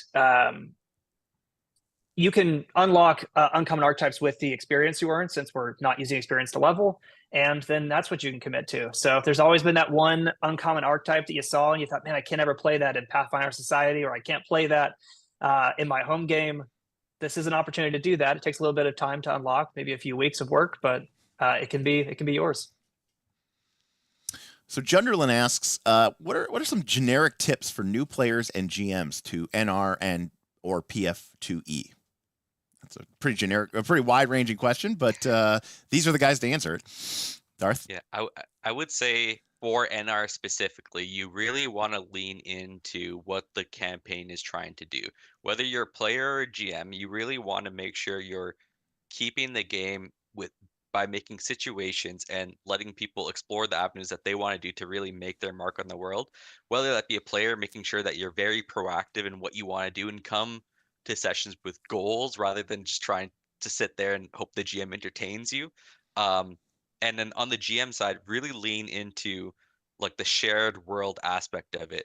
And you really want to sort of almost divorce yourself from having any opinions of where things go, and really just make situations and see how the players react to it, and how that. And we're also going to do stuff on the side as the GM council to make sure what you do in your games is also reflected in the world. But you can also come in and sort of design things in a way to create volatile situations that people have to deal with. Like, for example, the whole overarching thing of like the reclaimed lands, the zombie infestation in Azamar, that was all player run. So Yeah, and I want to highlight on what Darth said. Don't get me wrong. I want you as a GM, I want you to come in and I want you to make your mark. But honestly, if you're new to all of this, you know what I would say?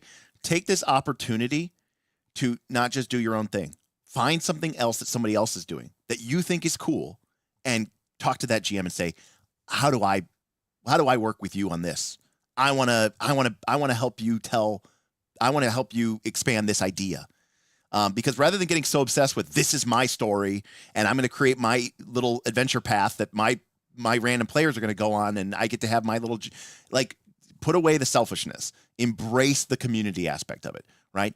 I promise, I don't mean this in a mean way. Your idea is not as cool as everyone else's idea. And that includes the players, and that includes me. I mean, one of the things about this is getting rid of your ego.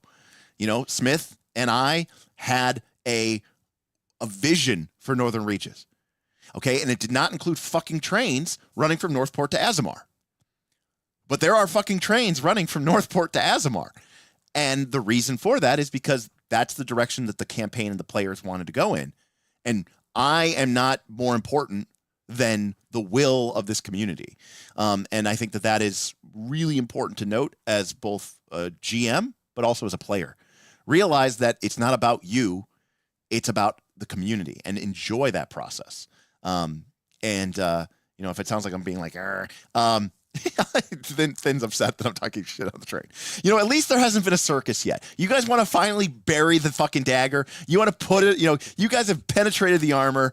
It is piercing into the flesh. But if you want to drive the hilt, okay, make the circus happen. All right. And I will step away. You will have slain the final overlord when you do that.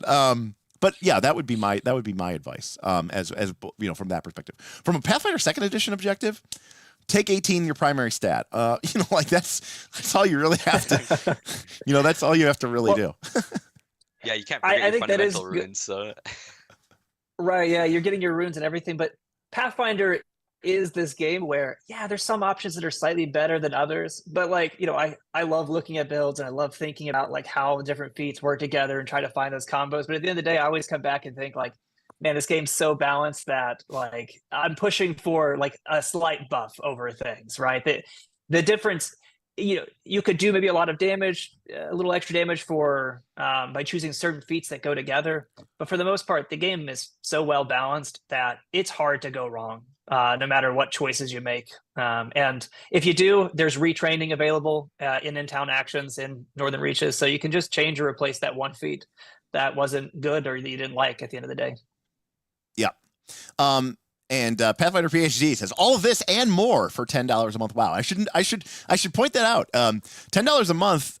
You know, we have people who are champion who do not play Northern Reaches. That's what you have to be to be part of this community, because obviously you can see there's a lot of work that goes into this. You know, we from a money expense perspective, we spend the most money on Northern Reaches, and so that's the only reason we ask for that. That's like the only thing on the server that requires that. But you still get to be part of Knights of Last Call, and that means you get access to all of our community games, all of our private Discord chats. You get access to all of our private stuff. So, you know, our list of Patreon exclusive bonus content. So you do get a lot of other stuff. It's not just where NR. There is other stuff to do as well. Kerma says, my goal is just to kick ass all the time. Well, you know, that's fine. But sometimes, remember, you know, that's the other thing. You know, sometimes you're going to lose. Sometimes your character might die. Sometimes your idea might not win. And the only thing we ask is that you be an adult about it and respect, you know, other people's decisions and choices, and you know, go with the flow. Pumpkin spice bagel. Ooh. Do a lot of new people typically join for NR? Life's been pretty crazy lately, so I haven't had a chance to play any games recently, but definitely enjoy listening to streams. Thank you. Definitely interested in joining. Yeah, we usually get a pretty big surge of people who joined for NR. Some of those people have been here for years now. Some people come in and they play for a few months and decide it's not for them. And other people come, they play for the season, and they don't really do much else except for play NR. So it's a wide range of spectrums, but yes, we typically get in a bunch of new people and who join just to play. Yeah. Yes, behind people telling me that I'm wrong. We're almost caught up, I think, here.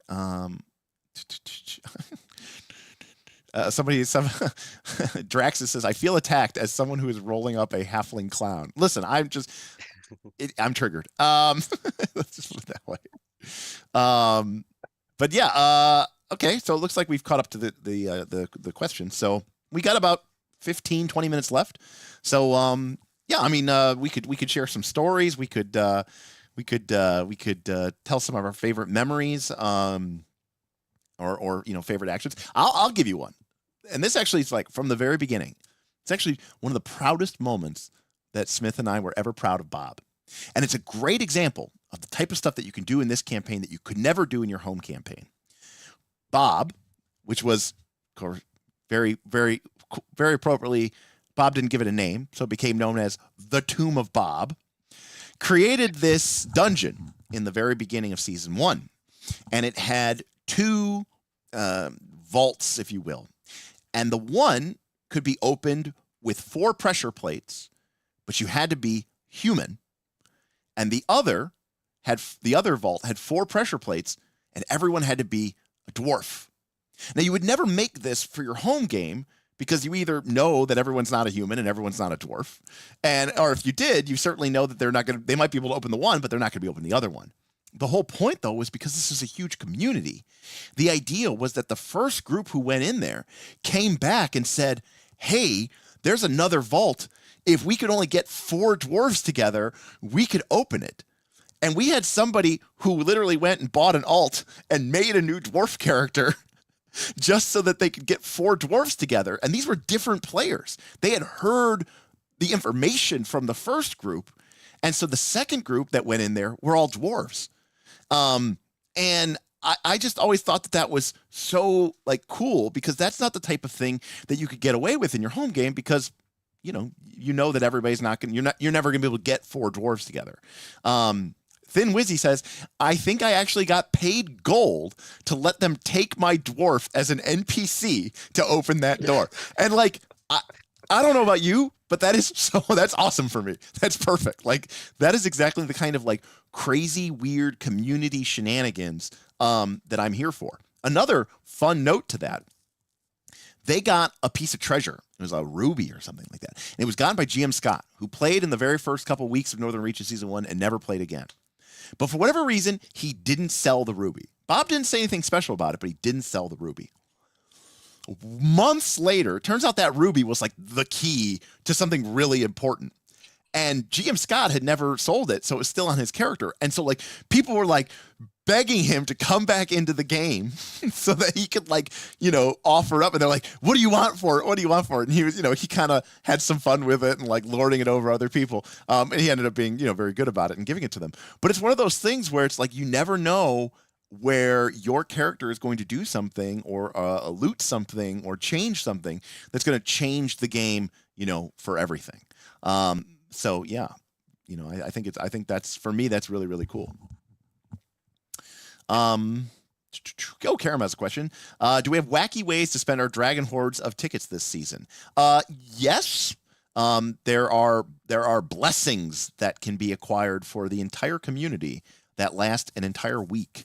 But they are designed to be bought either as a community, or because they're kind of expensive, or I guess, somebody who has a shitload of tickets. There's different blessings that you can grant to the community. Blessings of bonus experience points, bonus downtime actions, and bonus hero points. Did I get that right? Okay. Yeah. Bonus hero point that can be used maybe to revive your character or prevent your character from dying, or maybe to make sure that craft in town happens the way you wanted it to, versus you wasting an action. Yeah, and the key here is, we always struggle, or we always try to balance, right? I do not want to make it pay to win, right? Where you can spend your tickets and you become way more powerful than other people.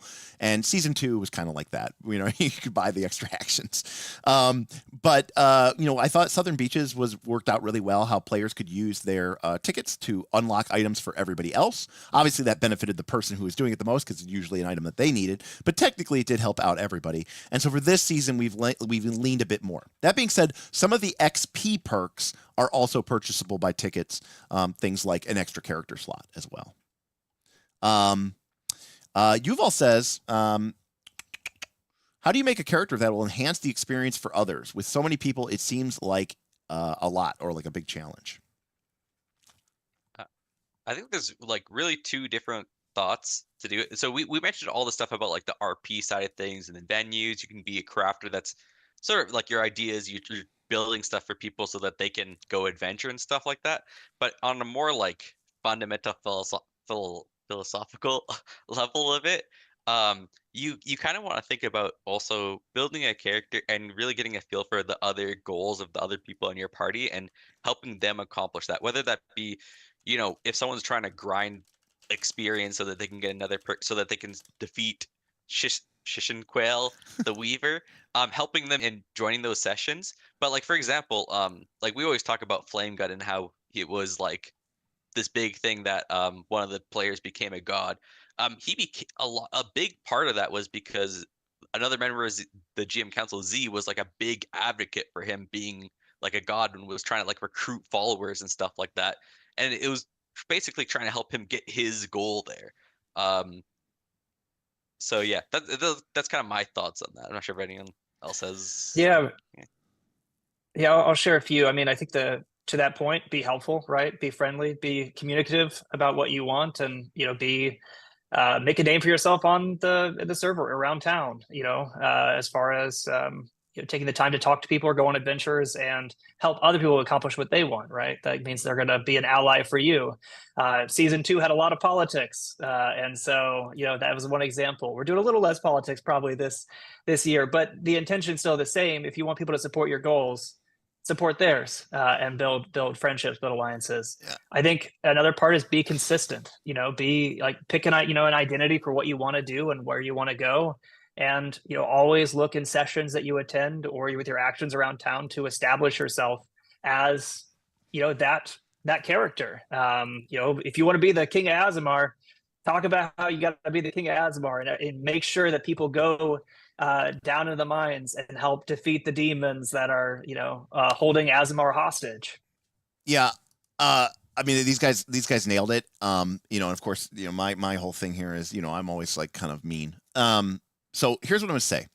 You're playing Pathfinder 2. You're going to be automatically leveling. Your character, no one's going to remember your character build. They could build the same character that you built. So what you make with your character isn't special at all. Anyone could build it.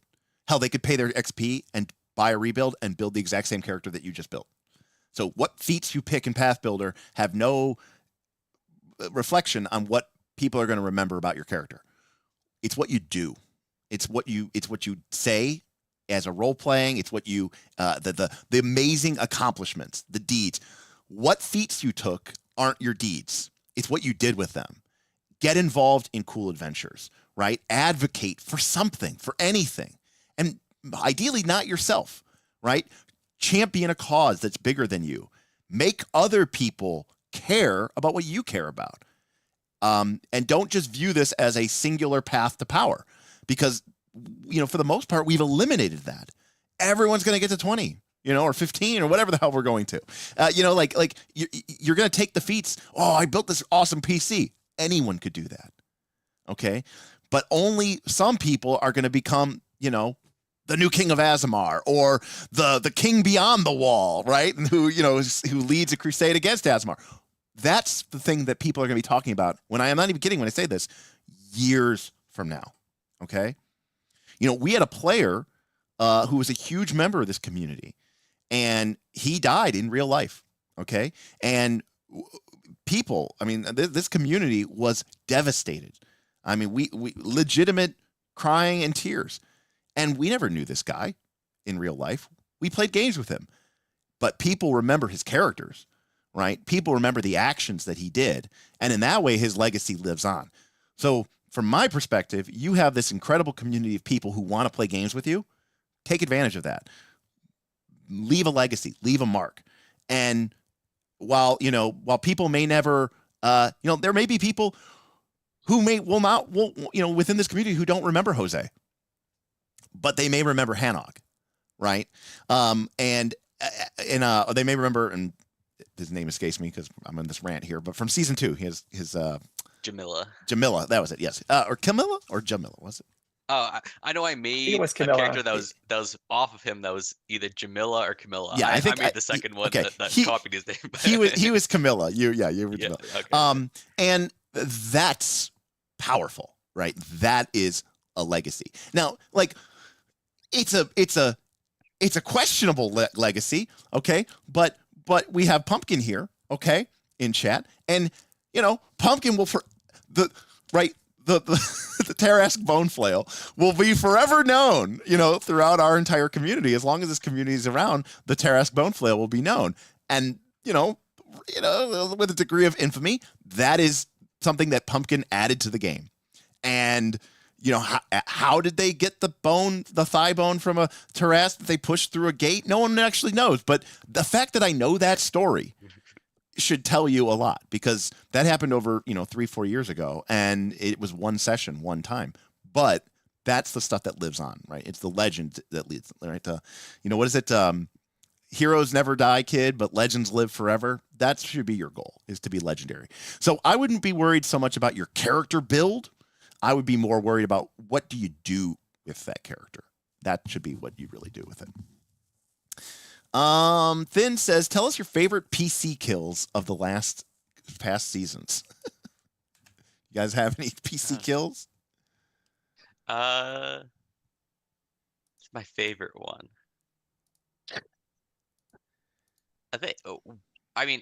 This one's kind of cheap, but I just like that that fight was pretty fun.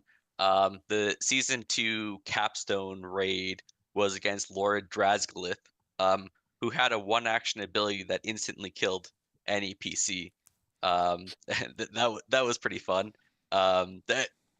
People in season 2 were super broken at that point, so and then I think the one that everyone remembers is basically I can't remember, Torvald in season 1 by Vlax was pushed down a pit and fell down the pit and died because of that.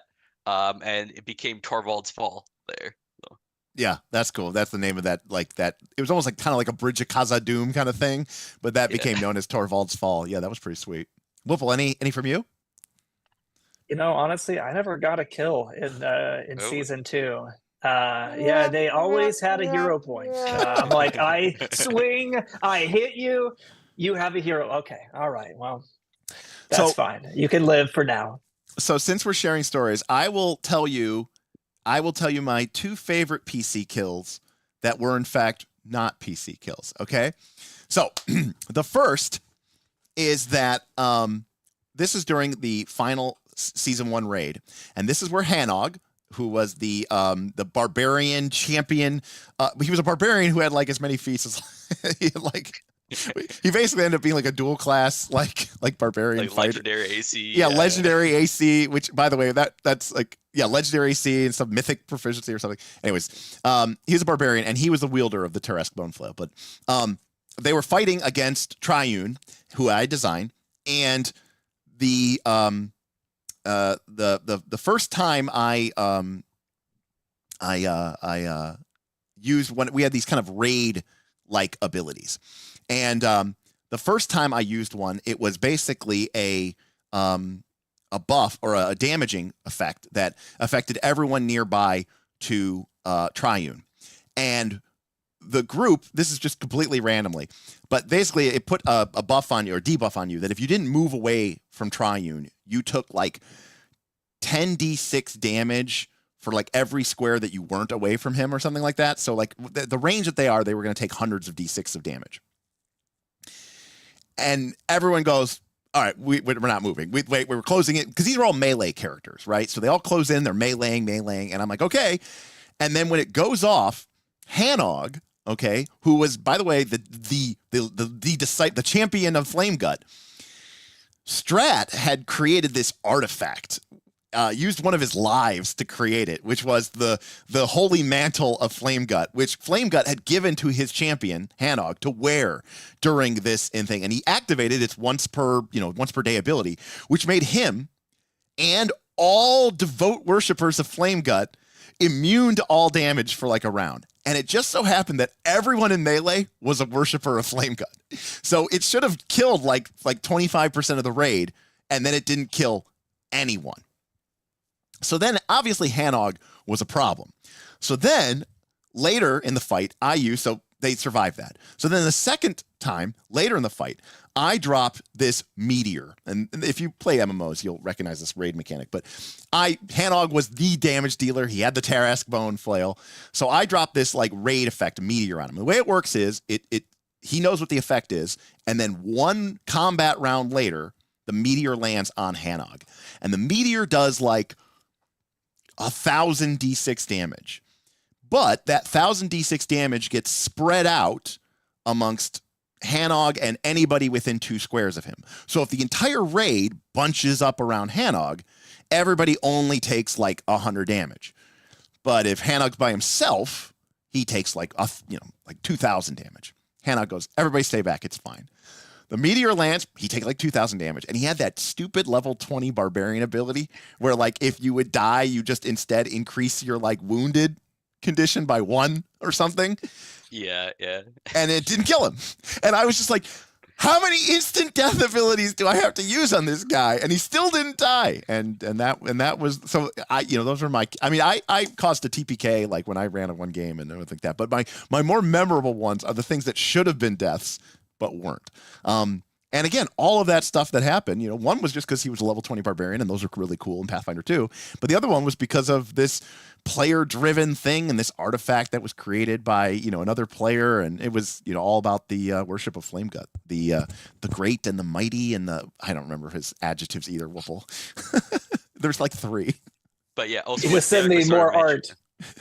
Oh, he Yeah, just go sent me more art for Flame Gut. He's like, we got to add this to the book along with 6 more adjectives, I'm pretty sure. So thank you, Laughing, for that.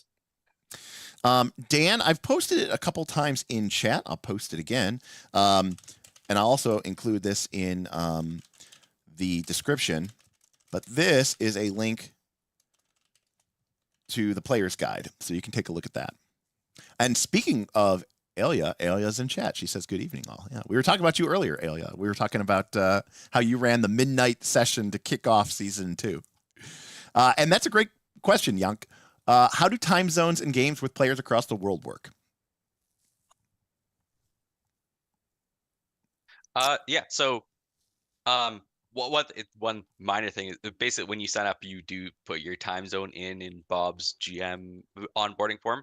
But so what you'll see there's a lot of games throughout the entire day. Basically, we have a lot of people in EU, we have a lot of people in NA, but a big thing you'll also see is if you're in like I don't want to say weird time zone, but if you're in a different time zone than a lot of people, if you just say like, hey, I really want to play some games, I'm in this time zone, but I gotta take my daughter to work, I gotta take my dog to the vet every day at 6 p.m. I can only play between 7 p.m. and 7:30. If you put something like that in there, a lot of GMs will see that and just say, yeah, I can definitely make that run. Like I know there's Ian Ryder ended up moving halfway through season 1 to, I think it was Japan. I was gonna say Thailand, I thought, but no, maybe it was Japan. Oh, maybe yeah, somewhere in like Eastern Asia. Yeah. And then I know there's a bunch of people in the EU, and I said I'd run a game for him. It was like 8 a.m., 7 a.m. my time or something like that. But I just ran the game for him because there was one person who used to run games, and I was like, are you getting up at 5 or 6 in the morning to run games for people? Frosty, yeah, Frosty used to do that because he was in Germany, and he would get up early in the morning, like before his work day, to run games for people. And so, again, I can't speak to everybody, but we have some incredibly generous and giving people in the community, and it's continued to show. Mikey asks, is there PvP? Whipple, is there PvP? Yeah, I mean, there's not necessarily PvP, but there could be. I mean, frankly, some people have talked about, hey, can I run the PvP arena or things like that? And while we probably don't want to encourage like mass scale casualties in games where people kill each other and now they're dead, if people want to do it and people, have a good concept, I mean, I think it's possible. I would say that. I do think, like, maybe like my own personal opinion, I would like to see PvP in a how would I put it? Low A stakes. low stakes, low reward type situation. Or maybe at the very end of the campaign, instead of having a big raid, if people have a big divide over some issue, And we just let them maybe fight it's it time for out. the Jagged Pine and the Lumberjacks to just meet in the battlegrounds. Let's It's go to a- Warsong it's bullshit a set up. Yeah, we're like kill conflict, Darth. Yeah, well, yeah. There's been 2 or 3 raids where the player characters were basically taken over, or there's copies of the player characters, and those players actually played those PCs, killing the other people in the raid too. So there's definitely a bit of room for that type of stuff. But yeah, like Whipple said, it's also going to be very low stakes. We want everyone to be a very big community and making community efforts for things and stuff like that. But that being said, there's still room for like narrative PvP in terms of, like, for example, if you want to dethrone Karnak, there's a lot of people who want Azamar to succeed. But there might be people who want to destroy the train and stuff like that because of all the unrest it's causing in Northport. So Exactly. Thin Wizzy wants to know if he should be overthrown or concerned because everyone keeps talking about overthrowing the King of Azamar. It's where we're talking about overthrowing the King of Azamar. We're talking about PvP. No relation. Don't worry about it, Thin Wizzy. Everything's fine. Let's see here. All right. Yeah, it looks like we caught back up on all the questions. Cool. Well, it's past 9:00, so we'll probably wrap up here. So just to remind you, this is a Pathfinder 2 campaign.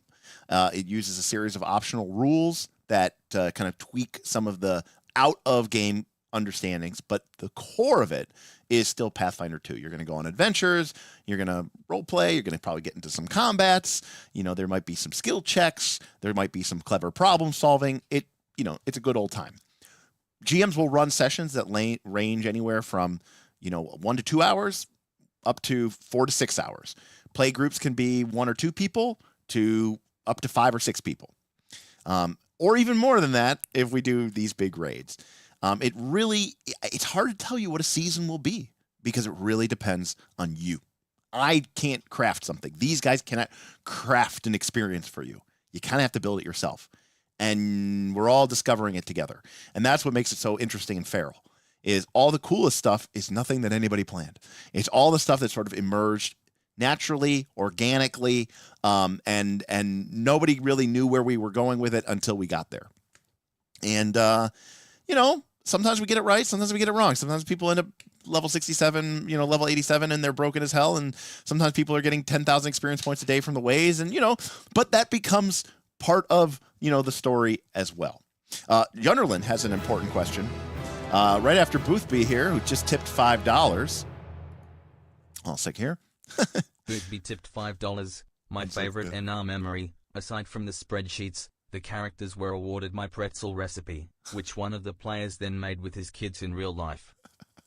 Boothby says that my favorite NR memory, aside from the spreadsheets, was when one of the players was gifted my pretzel recipe, which they then used with their kid to make pretzels in real life. So Yunderland, thank you, Boothby. Yes, Boothby, by the way, basically joined Knights of Last Call in order to play Pathfinder 2.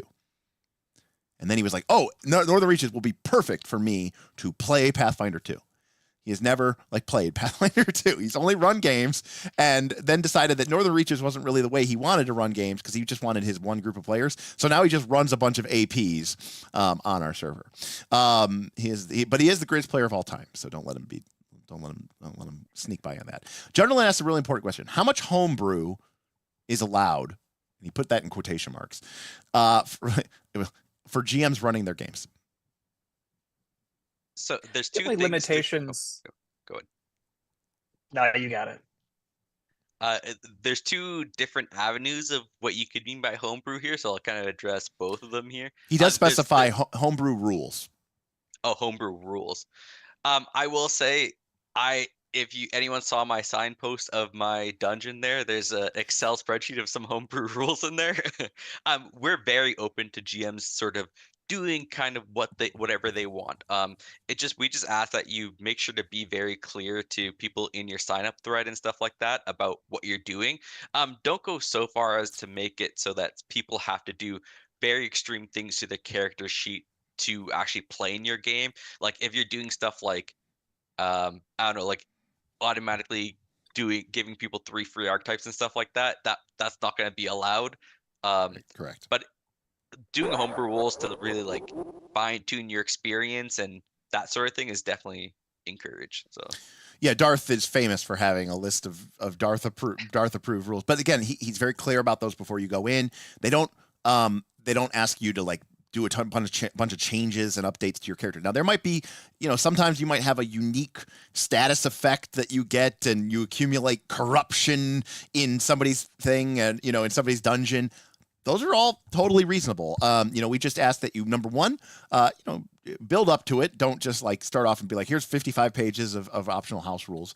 And the second is, if you really ever have a question, you just talk to the GM Council and get some advice from them, and they might tell you where you might want to rein some stuff in, just from an actionable playability perspective. Whipple, you have any thoughts about that? Yeah, the thing that I was going to share is like the only real restrictions that we put on GMs, if any, is just about rewards. Making sure that rewards are generally in line, that we don't harass bone flail or whatever else our way to where one character has something that's just insane because of that one game you went to with a GM. Right. So there's basically there are some kind of rules and guidelines around like what type of rewards you can give. Like, let's not give out, player level +5, and let's not give out, the unique relic items on day one, things like that. But if you earn some of the GMP, which is like the GM experience points, basically, there are more rewards that you can unlock, and there's more flexibility in the type of rewards that you're able to give in your game. And if you have ideas for that, it's things, again, that we can add to the system. If there's something you want to work with the council on, feel free to message us. We just want to make sure that from a reward perspective, it's not completely out of line. But otherwise, make custom items, make custom creatures, make custom rules, and have fun. Now, I think a couple quick Cybersmith said, I'm looking forward to trying it all out with a nice super chat. Yeah, Cybersmith, that'd be excellent. Awesome. We'd love to have you. I mean, you're obviously already playing a lot of games via PvP, play by post, but we'd love to have you there. Now, Karama asked a great question on the other side. Okay, so on top of that, if a GM ends up making a very poorly overtuned monster that just kills everyone in the game, how does the council deal with that kind of oops mass casualty event? Now, I can't speak for the GM council, but if a monster was homebrewed, and the GM's like, yeah, it's only level 12, and the players take a look, and then everyone dies, and it's like, wow, why did this monster have the ability of like lesser death ×3, and be like a level 12? It had power word kill. Why did a level 12 monster have power word kill? I that's the type of thing that we would probably say, oh yeah, maybe there's we're not going to ignore it. But we're not going to penalize the players either. We might say, hey, a great darkness is rising, players return, a god stepped in and gave them an update to help them out, but we're not going to penalize players for a GM fucking up. Shadram tipped $10. We have a tip. Yeah, but for the most part, I can 1 sec. I can only think Just of one tipping to further support costs and everyone's efforts. Shadram with $10 tipping us, saying that he is looking forward to tipping to support our costs and everyone's efforts. Yes, thank you very much, Shadram. Again, each year I try to invest more in the assets architecture, whether that's maps or tokens or whatever, what have you. We've bought, people have been like, hey, can we get this premium module? We're like, yeah, sure, we'll buy it. So we try to do that as much as we can. And then also, of course, obviously our server costs. So we really appreciate it. Thank you, Shadram. But Whipple, please, your thoughts on the... Yeah, sorry. I was going to say that I've only seen that happen once during season 2. And the GM basically came out and said, I messed up. Like, my math was wrong. I checked it out. It was wrong. And, basically went on behalf of the players to request that, those characters, don't lose whatever they were going to lose, from that interaction. And I think, for the most part, I think we have responsible GMs, and we've seen that. If, of course, there was some disagreement, we still want to have the conversation. There's the GM council for a reason. You can always raise a question to the council for anything that you see or you have questions about, including maybe something that you thought was unfair. We can take a look, but The only time I've seen it happen, the GM raised it immediately and said, "I messed up. This is on me. Please help these poor characters." Boofy does want to clarify that he did run games in Northern Reaches, and then I bitched him out for how he was doing it. And the reason why is because Boofy was running his Northern Reaches games like it was a private campaign for just the same 4 players over and over again. I was like, Boofy, no, like you need to allow other people to play. He's like, I don't want to do that. Lugs asked, what's my Twitch channel? Haven't created it yet. Oh, I did. I just don't know if it's public yet, but it'll be like Knights of Last Call, I'm sure. Generalist, what about XP? If a GM runs a lot of easy encounters and another hard ones, basically gives out too much XP either from combat or other means. There are some controls around how much experience points you can give out. I mean, if a GM is running a bunch of easy encounters and then awards 700 experience points, I mean, that's the type of thing that the council, are we doing logs? Yeah. Yeah, there's a an spreadsheet, AAR, basically. where Yeah. we'll be able to see the number of hours plus how much experience you, and if we see things are completely out of line, we will sort of step in and fix that if it needs to be fixed. But also along with that, we also did specifically have the choice-driven games, and that you can get awarded as a player if you do actually do things that are worth that amount of experience. You can get more experience too, and to sort of reward players to still do it. But if it's completely out of line and stuff like that, we have measures in place to see when it's out of line, and we can. Another way to put it is, we don't want you to just feel like, oh, we have to fight things to get experience points. That's far from a choice. But we also don't want people to be like, yeah, we talked to some villagers for a couple hours and then we got 500 experience points. Like there needs to be a balance between, like, you need to be doing something, right? You need to be overcoming some obstacles. You need to be making a difference. It doesn't necessarily have to be combat, but it has to be something that is meaningful in order to earn the experience points. But at the end of the day, while I'm not saying it's a big deal, at the end of the day, it matters less a little bit, because it's not like that's going to determine whether you level up or not. I mean, it is perks and is a thing, and we are aware of it, but it was a much bigger issue back in the day when it might mean that somebody is going to gain a level or two over other people. So it's not as big of a deal anymore. Cybersmith says, if players attempt a mission and fail, let's say to storm a Lich's fort, can a second group attempt it with consequences from the first group, like maybe one of the gates is already battered down, or does it fully reset? I can't speak for other GMs, but it's a living world. It's persistent. Yeah, I mean, that's the case for most GMs.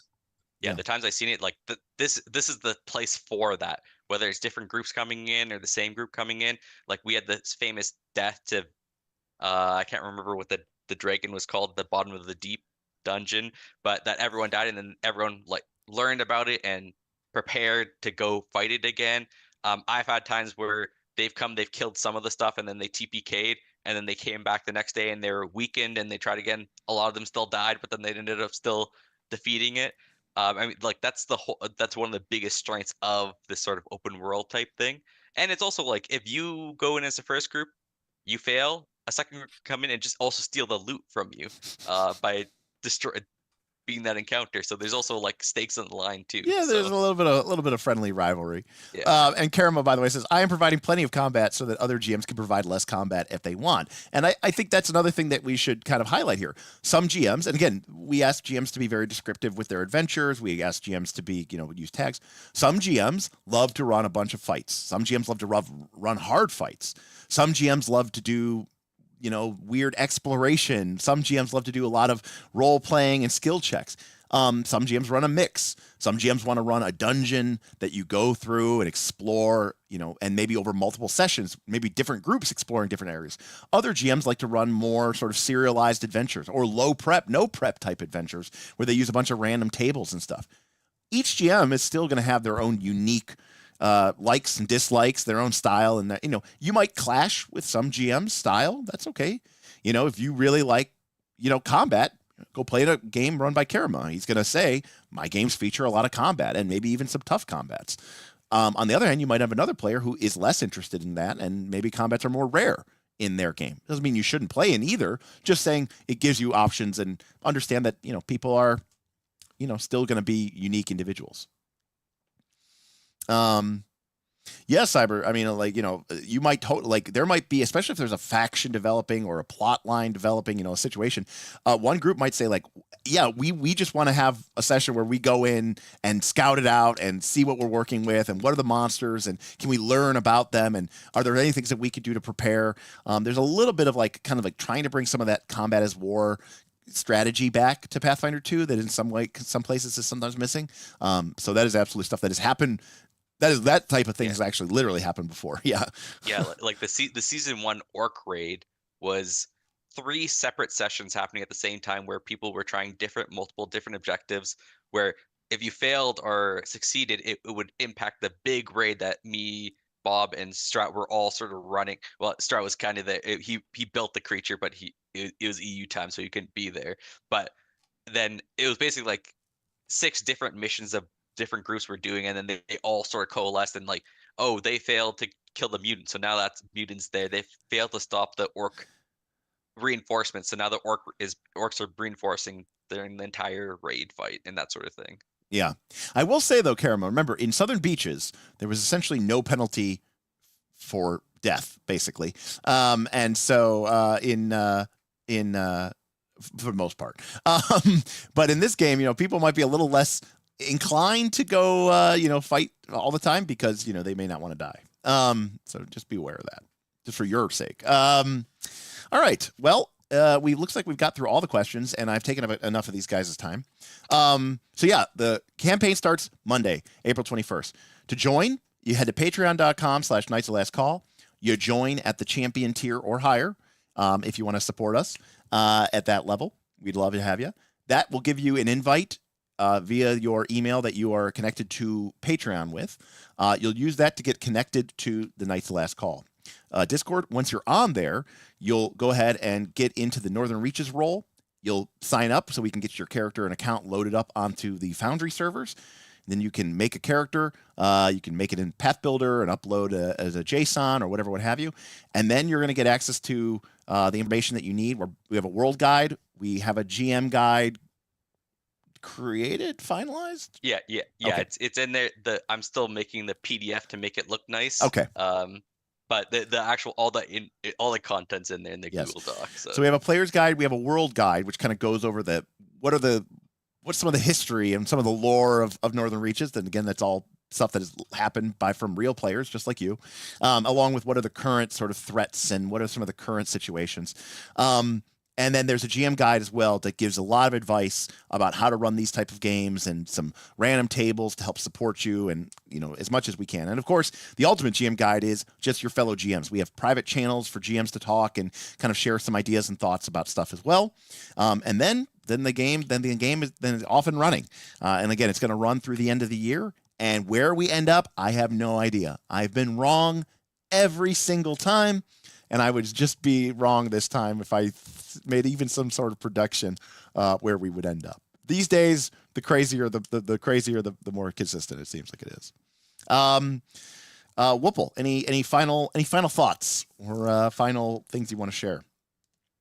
Yeah, I mean, I think what I would just say is if you have questions, feel free to join, feel free to ask us questions. The GM Council is here to help. That's our goal. That's what we're been trying to do. Of course, we kind of help build some of the systems, but more often than that, we're just in the channels helping people either with questions about Pathfinder, about Northern Reaches, games they're running, other systems, of course, because there's so many different, factions, let's say different groups of different interests inside of the Knights of Last Call Discord for whatever game system you want to run.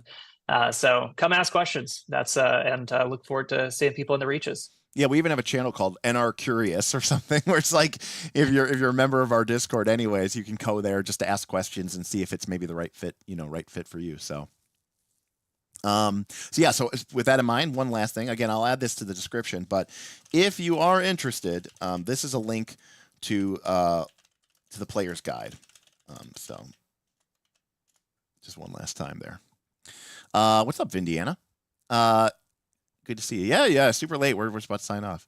Darth, so you've been around basically since the beginning. What are your final thoughts? Any last kind of statements? Yeah, so I would say, especially if you were like a GM in season 1 or season 2, I think we put a lot of things in place to try to fix a lot of the pain points that a lot of GMs found and that sort of caused them to stop playing. So I'd really recommend trying to give it another go here. Like I know a lot of people had issues with players quickly out leveling their stuff. The new level system, you can make something and it could last for 9 weeks very easily, and you could even make it last if you make like a random table. It could very easily last like 15 weeks, fairly easily there. And it just gives you a lot of flexibility there to go with that. And then also you don't have to worry about like the mentoring or sidekicking and some people not being your level or anything like that, which I know some GMs also had an issue with. And there's also things like there's the GM guide, which has a lot of advice from all the GM council members and stuff like that to really help you really hone your GM skills. And then also just a lot of friendly people, very welcoming atmosphere to try to learn to GM and to try to get your chops in PF2E or just like in general, like world building and creating situations and stuff like that. So yeah, and I would add to that, and what Whipple was saying, that one of the things that these guys have done a great job with, and again, just huge thanks to the entire GM Council, to Whipple and Darth in particular, but to all of those folks, is trying to they were there, they were players, they were GMs, they understand it. So like for example, the Discord link in YouTube info is expired, invalid. I don't know what that means. Now I'm concerned. yeah, it looks like it's working for me. But... Oh, interesting. I don't know. Interesting. It's over a year old. That I don't know. Maybe the stream link, like doesn't your tip link sometimes break? No, but I think he's saying that because I put a link in the Discord description to the player's guide. Well, John. I think he's saying like the actual Discord. Like, is there a link to the actual Discord? Oh, yeah, the joiner community. Well, oh, okay. Oh, yeah, that one's invalid. Okay, yeah. Thank you. Let me update that real quick. Thank you. But yeah, also, I one thing I forgot to mention too for GMs, if you didn't like the GM perk system is completely optional, no restrictions whatsoever on you. You don't have to worry about being sectioned off into like a corner of Northport or anything like that. It's completely free to go ham there. So. Yes, all the barriers that maybe some GMs experienced in season 2 gone for make whatever rules, make whatever zone, make whatever dungeon fits your dream, instead of worrying about like, oh, I got to unlock undead or something for my site. Not a thing this season. So that's what I was going to say, which is that there were some things that we did that we tried to do in order to try to control certain elements or help certain elements or encourage certain elements, and we generally speaking have tried to remove those restrictions and give people more guidelines and advice.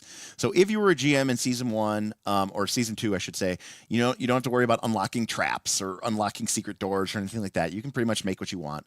And the other thing I would say is these guys have put a ton of effort into really trying to include things that are going to increase the interconnectivity and the interdependency. They really want players and GMs to work together, to collaborate, to be sort of working and riffing off of each other, rather than being so, being siloed. And, sometimes the site system from season 2 led people to feeling a little bit more siloed. So these guys have included things like the venue, the quest boards, the player-driven venue quests, the resource quests or whatever, all designed to get people working together so that you get things like, the orcs growing in the strength in the thing, and you get the factions of season 2 where people are working to confront the jagged pine and the lumberjacks, so that we get these sort of organic things that grow in, and we get multiple GMs and many groups of players all kind of working in the same spaces instead of just every GM kind of having their own little fiefdom. And there you go. I mean, this is the duality that we have to deal with here. Alia says, I did feel a bit constrained by the GM unlocking stuff. And then Boopy says, the GM restrictions were one of my favorite parts. I mean, what I always talk to Stripe. I really love the restriction on creature types and stuff like that. And I'm not saying like that system. I did really like that system. And there's a lot of work put into that system and stuff like that. Oh, it was a good system. Yeah, It just yeah. didn't always fit with people's expectations or desires. Yeah. So, how do you integrate or work with new DMs? You know, we talk to you. We help you plan out some of your first, processes. I mean, you obviously have to be willing to put in some work, but we'll get you set up in Foundry. We'll let you, you could do a lot worse than building a small, simple 5-room dungeon, putting in a couple of encounters. Build a 5-room dungeon, put in 3 combat encounters and a puzzle or trap or challenge type encounter, maybe a 5th type of bonus encounter, put some cool treasure in there, add a little bit of story, add a little bit of, not story, but information or lore, maybe tie it into somebody else's ideas and say, oh, I want to do something with the rising merfolk, community. I'm going to build an ancient sea temple. And you're like, yeah, cool, go for that. And you go from there, and then you run games and you get better at it. And there is like a section in the GM guide specifically for new DMs, and like here's like a framework, like Derek was saying, like the 5-room dungeon, that sort of thing.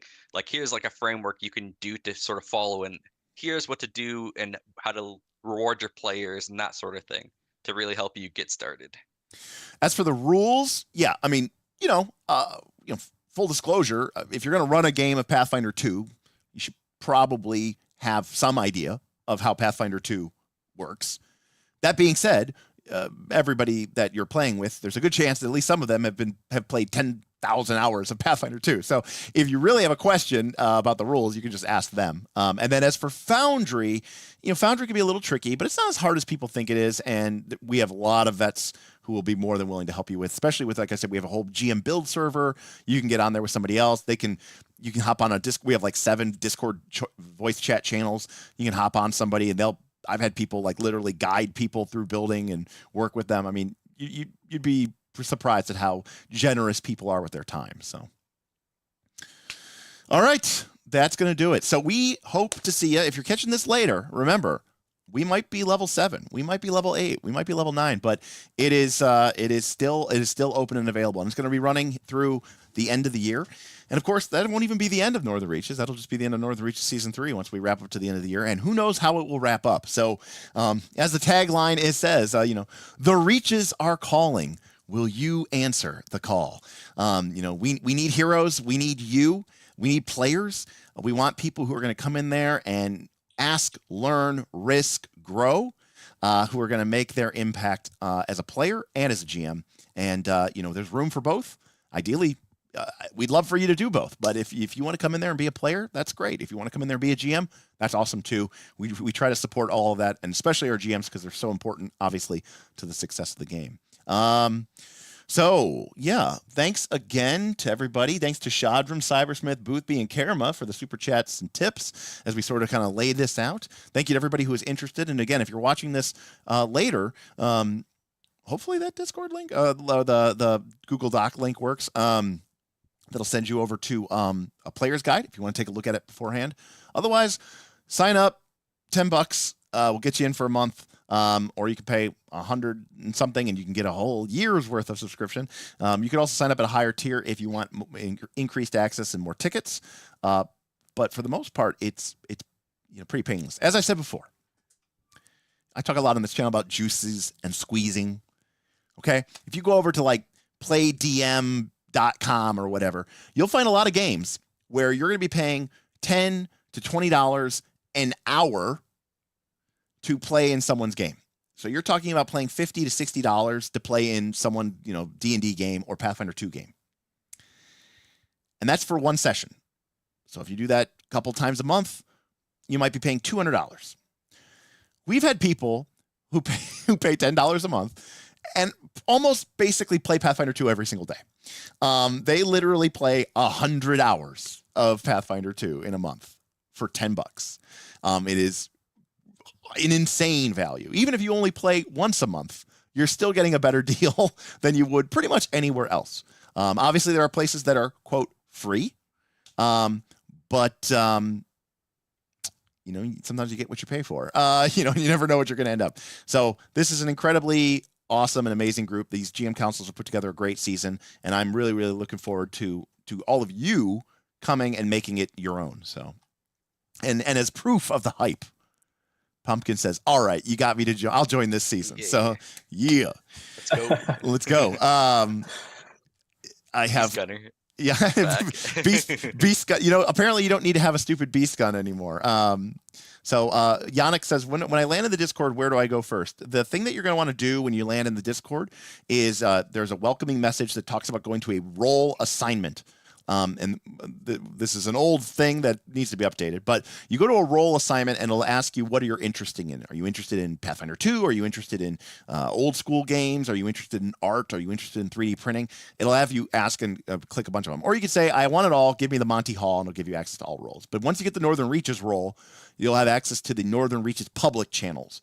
And once you're there, you can find a couple of channels where you can chat and ask people questions about the game. But one of the most important things will be a forum called New Player Sign Up. And that's where you go, you make a post, and that's basically a checklist, a to-do list, where Bob will come in, he'll get you logged into the Foundry servers, he'll get your ID set up, and then you can start making characters and go from there. So that's how you do it.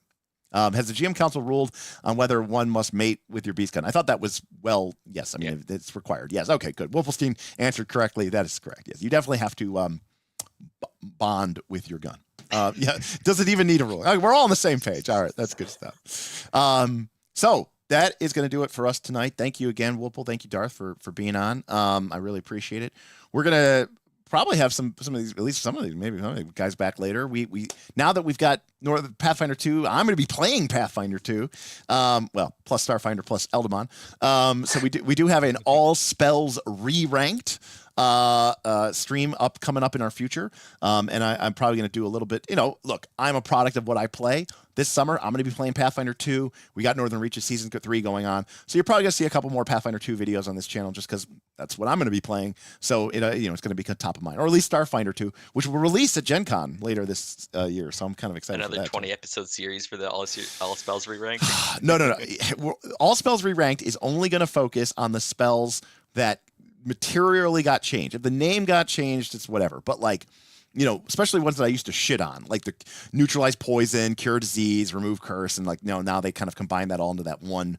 There's the two kind of cure all spells and stuff like that. So it's all spells re-ranked. It's all spells re-ranked, right? It's all spells remastered re-ranked is how it should really be called. So we're gonna focus on that. And if there's anything else that materially, but Magic Missile being Force Volley, or whatever it's called now. Is it Force Volley? Yeah. You got to go back up and bump up heal too on those lists. Oh yeah. Whatever heal was, it was ranked 17 places too low, right? Heal should just be S+++ tier.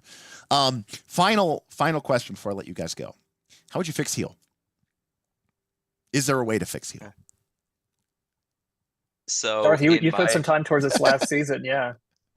In my dungeon, I have a potential fix for it. As basically, people have a reserve, which is very much like Healing Surge, but not like Healing Surge because it's actually based off your max HP. And once you heal that amount, you can't heal anymore. But there's a bunch of things in the dungeon that you can unlock that lets everyone coming in the future have a bigger reserve that they can bring in. Got it. And so I think that because the heal will still be a thing, but it's a thing you got to worry about there. So, and also I think if you just make time matter, the heal isn't that big of an issue. So right, that's the key. Yeah, that was going to be the biggest thing from my side is time matters between fights, right? If there's some pressure, something happening, if you don't act, whether it's wandering monsters or it's just the ticking clock until something bad happens overall in the dungeon itself. That's a big part because heal is just one small aspect of it. I think another part is limiting access to consumables in the campaign, such as the heal scroll, and which we've done as part of Northern Reaches. There's some limitations, outside, unless you're an alchemist or whatever else that gets unlimited access to these things. But there's some limitations around how easily you can get access to those consumables that just negate the difficulty of so many challenges in Pathfinder. Vindiana says, we're running through our first PF2 campaign. And yeah, you weren't kidding. Heal is insane, especially the cleric font. It feels mandatory. Yeah, Nerf cleric font. That's probably the other answer. It's more powerful now than ever Yeah. because that's what it needed. I see what they're. You can see what they're doing. Of course, I healing can. font. Yes, of yeah, course. but like Yeah, it's just too crazy. yeah. So They could have at least made it scale off of wisdom instead of like making it just you get it for free, so that on like a war priest, you still feel as though you need to invest in wisdom as a core stat, because so Right. many war priests will just dump wiz Of course. entirely Yeah. and still have full Yeah. access to heal as many heals as they want. Right. They don't care that their DC sucks because they're not ever really using DC-based spells anyway. So, honestly, I think you just gotta burn the whole system down. Don't worry about in-combat healing at all. Just don't let it be a thing, and just only let people heal outside of combat. So if healings, 4E healing surges have the same issue where nothing happens because you end up getting like, yeah, you use the healing surges still, but you could just rest for a day and come back and be perfectly fine. So yeah, no, agreed. But also remember though that healing surge at 25% is not nearly the same kind of recovery as something like that. I mean, yeah, if we're talking about 5-minute work, 5-minute adventuring day, that's a whole separate problem in and of itself. But all right, anyways, that's gonna do it for us. I'm sure we'll get into this again when we do all spells remastered, re-ranked. We'll have a whole heal episode. The cleric did have a lot of Fs with the first time through, so maybe they need the most work. The divine list, I should say, had a lot of Fs. But anyway, thanks you everybody for joining us. And again, I hope to see you in the Northern Reaches where you can create your own legend and maybe change the shape and world of an entire community with your actions, whether as a player or a GM. We'd love to have you. All right, everybody, thanks so much, and we'll see you next time on Knights of Last Call. Peace.